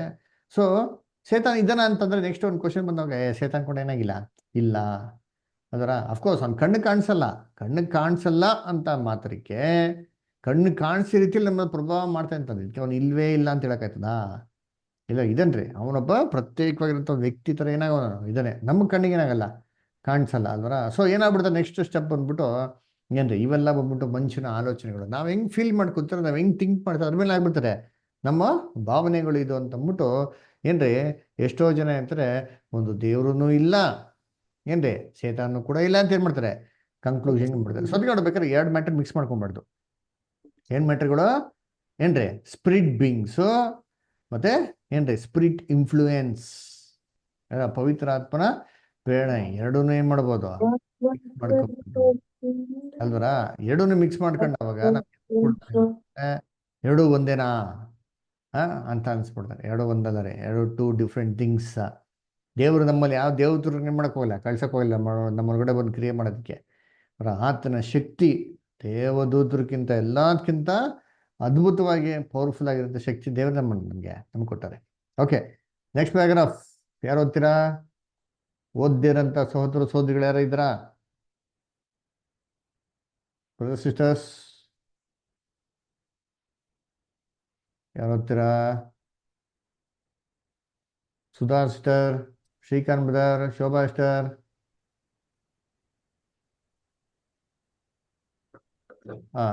ಪ್ರಭಾಂಟಿ ಓದ್ತೀರಾ? ಓದ್ತೀನಿ ಬ್ರದರ್. ಓಕೆ ಓದಿ. ಆದರೆ ನಾವು ದೇವರ ವಾಕ್ಯವೆಂಬ ಆತನ ದಿವ್ಯವಾಣಿಗೆ ಗಮನ ಕೊಡುತ್ತೇವೆ. ಇವು ವಿವೇಕಿಗಳಿಗೆ ರಕ್ಷಣೆ ಉಂಟು ಮಾಡುತ್ತದೆ ಎಂದು ಅಪೊಸ್ತಲನು ಭರವಸೆ ನೀಡುವವನಾಗಿದ್ದಾನೆ. ಇವು ಜೀವದ ಬುಗ್ಗೆಯನ್ನು, ಬೆಳಕನ್ನು ಮತ್ತು ಸತ್ಯದ ಆತ್ಮವನ್ನು ಒಳಗೊಂಡಿರುವುದನ್ನು ನಾವು ಕಂಡುಕೊಳ್ಳುತ್ತೇವೆ. ಇದರೊಂದಿಗೆ ಮಾನವ ವಿಚಾರಣಾ ಸರಣಿಗಳನ್ನು ಮತ್ತು ಬೆಳಕನ್ನು ಹೋಲಿಸಲಾಗದು. ದೇವರು ಪರಿಶುದ್ಧ ಆತ್ಮವಾಗಿದ್ದಾನೆ ಮತ್ತು ಪವಿತ್ರ ಆತ್ಮ ಪ್ರಭಾವವು ಸದಾಕಾಲವೂ ನೀತಿವಂತಿಕೆಯೊಂದಿಗಿನ ಸಾಮರಸ್ಯದಲ್ಲಿ ಕಾರ್ಯವೆಸಗುತ್ತದೆ. ದೇವರೊಂದಿಗೆ ಸಾಮರಸ್ಯದಲ್ಲಿರುವವರು ಮತ್ತು ಆತನೊಂದಿಗೆ ರಾಜಿ ಸಂಧಾನ ಮಾಡಿಕೊಂಡಿರುವವರು ಆತನ ಪವಿತ್ರ ಆತ್ಮನನ್ನು ಹೊಂದಿಕೊಂಡಿರಬೇಕು. ದೇವರ ಆತ್ಮನ ಸಂಪೂರ್ಣತೆಯು ಆತನು ಪಡೆದ ಏಕೈಕ ಕುಮಾರನಲ್ಲಿ ಮಾತ್ರವೇ ವಾಸಿಸುತ್ತದೆ. ಪವಿತ್ರ ದೂತರುಗಳಿಗೆ ದೇವರ ಚಿತ್ತದ ಅಥವಾ ಆತ್ಮದ ಹೊರತಾಗಿ ಬೇರೆ ಯಾವುದೇ ಸ್ವಂತ ಚಿತ್ತ ಅಥವಾ ಆತ್ಮವಿರುವುದಿಲ್ಲ. ತಮ್ಮ ಶಿರಸ್ಸಿನ ಕೆಳಮಟ್ಟಿನ ಮನಸ್ಸು ಅಥವಾ ಆತ್ಮವನ್ನು ಹೊಂದಿದವರೊಳಗೊಂಡ ಸಭೆಯು ಇವುಗಳಿಲ್ಲದ ವಾದಲ್ಲಿ ಅವರಲ್ಲಿ ಯಾರೂ ಆತನವರಲ್ಲ. ಪವಿತ್ರ ಆತ್ಮನನ್ನು ಹೆಚ್ಚು ಹೆಚ್ಚಾಗಿ ಹೊಂದಿಕೊಳ್ಳ ಬಯಸುವವರು ಮತ್ತು ಈ ಪವಿತ್ರ ಆತ್ಮನಿಂದ ತುಂಬಿಸಲ್ಪಟ್ಟವರು ಮತ್ತು ಎಲ್ಲಾ ಅಪವಿತ್ರ ಪ್ರವೃತ್ತಿಗಳನ್ನು ಪ್ರಭಾವಗಳನ್ನು ಕಳಚಿಕೊಂಡಿರುವವರು ಆಗಿದ್ದಾರೆ. ಅದರಂತೆ ದೇವರ ಆ ವಾಕ್ಯವು ನಮಗೆ ಸೈತಾನನು ಸಹ ಒಂದು ಆತ್ಮವಾಗಿದ್ದಾನೆ ಮತ್ತು ಆತನಲ್ಲಿ ಅಶುದ್ಧವಾದ ಆತ್ಮ, ಮನಸ್ಸು ಮತ್ತು ಮನೋಪ್ರವೃತ್ತಿ ಇದೆ ಮತ್ತು ಆತನು ತನ್ನ ಈ ಅಪವಿತ್ರವಾದ ಆತ್ಮ ಮತ್ತು ಪ್ರಭಾವಗಳಿಂದ ಆತನ ವಿವಿಧ ವಾಹಿನಿ ಮತ್ತು ನಿಯೋಗಿಗಳ ಮೂಲಕ ಕಾರ್ಯವೆಸಗುತ್ತಾನೆ ಎಂದು ಬೋಧಿಸುತ್ತದೆ. ಪತನಗೊಂಡು ಬಿದ್ದು ಹೋದ ದೇವದೂತರುಗಳು ಆತ್ಮಗಳಾದರೂ ತಮ್ಮ ಪವಿತ್ರವಾದ ಆತ್ಮವನ್ನು ದೇವರಲ್ಲಿ ಮತ್ತು ಆತನ ನೈತಿಕ ಮಟ್ಟದಲ್ಲಿ ಭಕ್ತಿಯನ್ನು, ಧರ್ಮನಿಷ್ಠೆಯನ್ನು ಕಳಕೊಂಡವರಾಗಿ ಕೆಳಗೆ ತಳ್ಳಲ್ಪಟ್ಟವರಾಗಿದ್ದಾರೆ. ಈಗ ಅವರು ಪವಿತ್ರ ಆತ್ಮ ಮತ್ತು ಪ್ರವೃತ್ತಿಗಳನ್ನು ಹೊಂದಿಕೊಂಡವರಾಗಿ ಅವಕಾಶ ಸಿಕ್ಕಾಗ ತಮ್ಮ ದುಷ್ಟ ಪ್ರಭಾವ ಮತ್ತು ಆತ್ಮನನ್ನು ಪ್ರಯೋಗಿಸುತ್ತಿರುತ್ತಾರೆ. ಆದಾಮನಿಂದ ಪತನಗೊಂಡ ಮಾನವ ಪ್ರಪಂಚವು ಪಾಪಕ್ಕೆ ದಾಸರಾಗಿದ್ದಾರೆ. ಕೆಲವರು ಪಾಪದಲ್ಲಿ ಸಂತೋಷಿಸುವ ಸಲುವಾಗಿಯೇ ಪಾಪ ಮಾಡುತ್ತಾರೆ. ಮತ್ತೆ ಕೆಲವರು ಮನಸ್ಸಿಲ್ಲದೆ ಅದರಲ್ಲಿ ದೇವರ ಮೇಲೆ ಭಾವನೆ ಇದ್ದರೂ ವಿರೋಧಿಯಿಂದ ಕಟ್ಟು ಹಾಕಲ್ಪಟ್ಟವರು ಮತ್ತು ಕೆಡುಕಿನ ಆತ್ಮನಿಂದ ನಿಯಂತ್ರಿಸಲ್ಪಟ್ಟವರು ಆಗಿದ್ದಾರೆ. Thank you brother. Thank you aunty. So ಅದು ನೋಡ್ಬೇಕಾದ್ರೆ ಏನಪ್ಪ ಇಲ್ಲಿ ಹೇಳ್ತಾರೆ ಅಂತಂದ್ರೆ, ಇವಾಗ ನಾವು ಸ್ಪಿರಿಟ್ ಬೀಯಿಂಗ್ ಅಂತ ನೋಡಿದ್ರ ಅದರ ದೇವದೂತರು ಅದರ ಅವ್ರದ್ದು ಇನ್ಫ್ಲೂಯೆನ್ಸ್ ಕೂಡ ಏನಾಗಿದೆ ಇದೆ ಅದರ ದೇವರಿದ್ದಾರೆ. ದೇವರ ಪ್ರಭಾವ ಏನು ಮಾಡ್ತೀವಿ ನಾವು ನಮ್ಮ ಜೀವನದಲ್ಲಿ ನಾವು ಅನುಭವಿಸ್ತೀವಿ. ಅದೇ ಥರ ಸೇತಾನ ಏನಾಗಿದ್ದಾನೆ ಇದ್ದಾನೆ ಅದರ ಅವನ ಇನ್ಫ್ಲೂಯೆನ್ಸ್ ಏನು ಮಾಡ್ತಾನೆ ಅವನು ಕಣ್ಣಿಗೆ ಕಾಣಿಸೋ ರೀತಿಯಲ್ಲಿ ಏನು ಮಾಡ್ತಾನೆ ಅವನು ಎಕ್ಸಸೈಸ್ ಮಾಡ್ತಾನೆ. ಬಿದ್ದೋಗಿರೋ ದೂತರು ಇದ್ದಾರಾ? ಎಸ್ ಇದ್ದಾರೆ. ಅವ್ರು ಏನು ಮಾಡ್ತಾರೆ ತನ್ನ ಪ್ರಭಾವನ ಜನಗಳ ಮೇಲೆ ಎಕ್ಸಸೈಸ್ ಮಾಡ್ತಾರೆ ಅಂದರೆ ಎಸ್ ಎಕ್ಸಸೈಸ್ ಮಾಡ್ತಾರೆ. ಅದರ ಅವ್ರು ಬಂದು ಫಿಸಿಕಲ್ಲಾಗಿ ಜೊತೆಗಿದ್ದೇನೋ ಅವಶ್ಯಕತೆ ಇಲ್ಲ. ಅವ್ರು ದೂರದಿಂದನೇ ಏನು ಮಾಡ್ತಾರೆ ಮನುಷ್ಯನ ಮುಟ್ಟ ಕೆಟ್ಟತನಕ್ಕೆ ಪ್ರೇರಣೆ ಮಾಡ್ತಾರೆ. ಸೊ ಅದರಿಂದ ಇವೆರಡೂ ನಾವೇನು ಮಾಡಬೇಕು ಕ್ಲೀನಾಗೆ ಡಿಫ್ರೆನ್ಶಿಯೇಟು ಮಾಡ್ಕೊಬೇಕು. ಒಂದು ಫಿಸಿಕಲ್ ಎಂಟೈಟಿ ಅಲ್ವರ ಏನ್ರಿ. ಈಗ ಉದಾಹರಣೆ ಹೇಳ್ಬೇಕಂದ್ರೆ ಇವಾಗ ರಾಜು ಇದ್ರೊಳಗೆ ರಾಜು ಒಂದು ವೈಯಕ್ತಿಕ ಅಂತ ಒಬ್ಬರು ಇದ್ದಾರೆ ಅದರ. ಆದರೆ ಅವ್ರ ಪ್ರಭಾವ ಇದೆಯಾ ಅಂದರೆ ಅವ್ರ ಪ್ರಭಾವ ಏನಾಗಿದೆ ಇದೆ. ಯಾವ ಜನಗಳು ಅವ್ರ ಸಂಪರ್ಕದಲ್ಲಿರ್ತಾರೋ ಅವ್ರ ಪ್ರಭಾವ ಏನಾಗ್ತದೆ ಅವ್ರ ಮೇಲೆ ಬೀರ್ತದೆ. ಈ ರೀತಿಯೇ ದೇವರು ಒಬ್ರು ಇದ್ದಾರೆ ಅದರ ಅವರ ಪ್ರಭಾವ ಏನ್ರಿ ಯಾರೆಲ್ಲ ಅವ್ರ ಅನ್ಯೋತಿಗೆ ಇರ್ತಾರೋ ಅವ್ರ ಪ್ರಭಾವ ಏನಾಗ್ತದೆ ಅವ್ರ ಮೇಲೆ ಬೀಳ್ತಾರೆ. ಸೊ ನೋಡ್ಬೇಕಾದ್ರೆ ಏನ್ರಿ ಈ ಒಂದು ವೈಯಕ್ತಿಕವಾಗಿರೋಂಥ ವ್ಯಕ್ತಿ ಆಮೇಲೆ ಆ ಪ್ರಭಾವ ಏನಾಗಿದೆ ಎರಡು ಸಪ್ರೇಟ್ ಆಗಿದೆ ಅಂತ ಹಂಗೆ ಮಾಡಕ್ಕೆ ತಿಳ್ಕೊಬೋದು. ಏನು ಕೇಳ್ತಾರೆ ಪಾಯಿಂಟ್ ಅಂತಂದರೆ, ಪವಿತ್ರಾತ್ಮ ಅಂದ್ಬಿಟ್ಟು ದೇವರಿಂದ ಬರೋಂಥ ಒಂದು ಶಕ್ತಿ ಅಂತ ಪ್ರೂವ್ ಮಾಡೋಕ್ಕೆ ಏನು ಮಾಡ್ತಾರೆ ಹೇಳ್ತಾರೆ. ಅಂದ್ರೆ ಅವ್ನ ವ್ಯಕ್ತಿ ಆಗಿದ್ದರೆ ಇದೀಗೆ ಹೆಂಗಿಂದ ಇದೀಗೆ ಎಲ್ಲಿಂದ ಬಂದರು ಅದರ ಇದೀಗ ಸೃಷ್ಟಿ ಯಾವಾಗಾಯಿತು ಇದುಗೆ ದೇವ್ರಂತಿಲ್ವಾ ಯಾವ ಥರ ಅಂತಂಬಿಟ್ಟು. ಯಾಕಂದರೆ ಯೇಸು ಕ್ರಿಸ್ತನು ದೇವರ ಏಕೈಕ ಕುಮಾರನು, ದೇವರ ಎಲ್ಲ ಸೃಷ್ಟಿಗಳಿಗೆ ಆದಿ. ಹಂಗಾರೆ ದೇವ್ರ ಪವಿತ್ರಾತ್ಮನ ಯಾವಾಗ ಸೃಷ್ಟಿ ಮಾಡಿದ್ರು ಅಲ್ವರ. ಸದ್ಯ ನೋಡ್ಬೇಕಾದ್ರೆ ಎರಡು ಡಿಫ್ರೆಂಟ್ ಎಂಟೈಟಿ. ಸೊ ದೇವರಿದ್ದಾರೆ, ದೇವ್ರ ಪ್ರಭಾವ ಏನಾಗಿದೆ ಇದೆ. ನಾವಿದ್ದೀವಿ, ನಮ್ಮ ಪ್ರಭಾವ ಇದೆ. ಸೇತಾನ ಇದೆ, ಸೇತಾನ ಪ್ರಭಾವ ಏನಾಗಿದೆ ಇದೆ. ಸೊ ಎರಡು ಡಿಫ್ರೆಂಟ್ ಆಗಿರೋದ್ರಿಂದ ಎರಡು ಮಿಕ್ಸ್ ಮಾಡ್ಬಿಟ್ಟು ಏನು ಮಾಡೋದು ಕನ್ಫ್ಯೂಸು ಮಾಡ್ಕೊಂಬಿಡೋದು. ನೋಡಿ ಎಷ್ಟೋ ಜನ ಈ ಆತ್ಮ ಪಾಠಲ್ಲಿ ಕೂಡ ಏನು ಮಾಡ್ತಾರೆ ಇನ್ನು ಮಿಸ್ಟೇಕ್ ಮಾಡ್ಕೊತಾರೆ, ಮಿಸ್ಅಂಡರ್ಸ್ಟ್ಯಾಂಡ್ ಮಾಡ್ಕೊತಾರೆ. ಈ ದೇವತೆಗಳು ಯಾವ ಥರ ಕಣ್ಣು ಕಾಣಿಸಲ್ಲ ಅದರ ಇನ್ವಿಸಿಬಲ್ ಆಗಿ ಬರ್ತಾರೆ, ಮನುಷ್ಯ ನಡುವೆ ಇರ್ತಾರೆ. ಇದೇ ಥರ ಸತ್ತೋಗಿರೋಂಥ ವ್ಯಕ್ತಿಗಳು ಕೂಡ ಅವ್ರು ಏನಾಗ್ಬಿಡ್ತಾರೆ ಹಂಗೆ ಅವರು ಆತ್ಮ ಥರ ಆಗ್ಬಿಡ್ತಾರೆ, ಆತ್ಮಸ್ವರೂಪವಾಗಿ ಹೋಗ್ಬಿಡ್ತಾರೆ. ಎಲ್ಲಿಗಪ್ಪ ಹೋಗ್ಬಿಡ್ತಾರೆ ಅಂದರೆ ಏನಿದೆ ಪರಲೋಕಕ್ಕೆ ಹೋಗಲ್ಲ, ಎಲ್ಲೋ ಕೂಡ ಒಂದು ಸ್ಥಳದಲ್ಲಿ ಇರ್ತಾರೆ. ಮಧ್ಯ ಆಕಾಶದಲ್ಲಿ ಏನು ಮಾಡ್ತಾರೆ ಅವ್ರು ಇರ್ತಾರೆ. ಅವ್ರು ಏನು ಮಾಡ್ತಾರೆ ಹಿಂಗೆ ಒತ್ತಾಡ್ತಾರೆ, ಅವ್ರ ಆತ್ಮಗಳಿಗೆ ಏನಾಗಲ್ಲ ಶಾಂತಿ ಸಿಕ್ಕಲ್ಲ. ಇದೇ ಥರ ಒಂದು ಥಾಟ್ಗಳಿರೋದ್ರಿಂದ ಆತ್ಮ ಸಾಯಲ್ಲ ಅಂತ ತತ್ವ ಏನಾಗಿರೋದು ಬಂದಿರೋದು. ಸೊ ಎರಡು ಮಿಕ್ಸ್ ಮಾಡಿದ್ರೆ ಪ್ರತ್ಯೇಕ ಓದಂದ್ರೆ ನಮ್ಗೆ ಕ್ಲೀನಾಗಿ ಅರ್ಥ ಆಗ್ತದೆ. ಓಕೆ, ನಮಗೆ ಏನು ಮಾಡೋಣ ಇಲ್ಲಿ ಸ್ಟಾಪ್ ಮಾಡೋಣ. ನೆಕ್ಸ್ಟ್ ವೀಕ್ ನಾವು ಕಂಟಿನ್ಯೂ ಮಾಡೋಣ. ಸರಿ, ಯಾರಿಗಾರ ಡೌಟ್ಸ್ ಏನೋ ಕ್ವಶನ್ಸ್ ಇದೆಯಾ?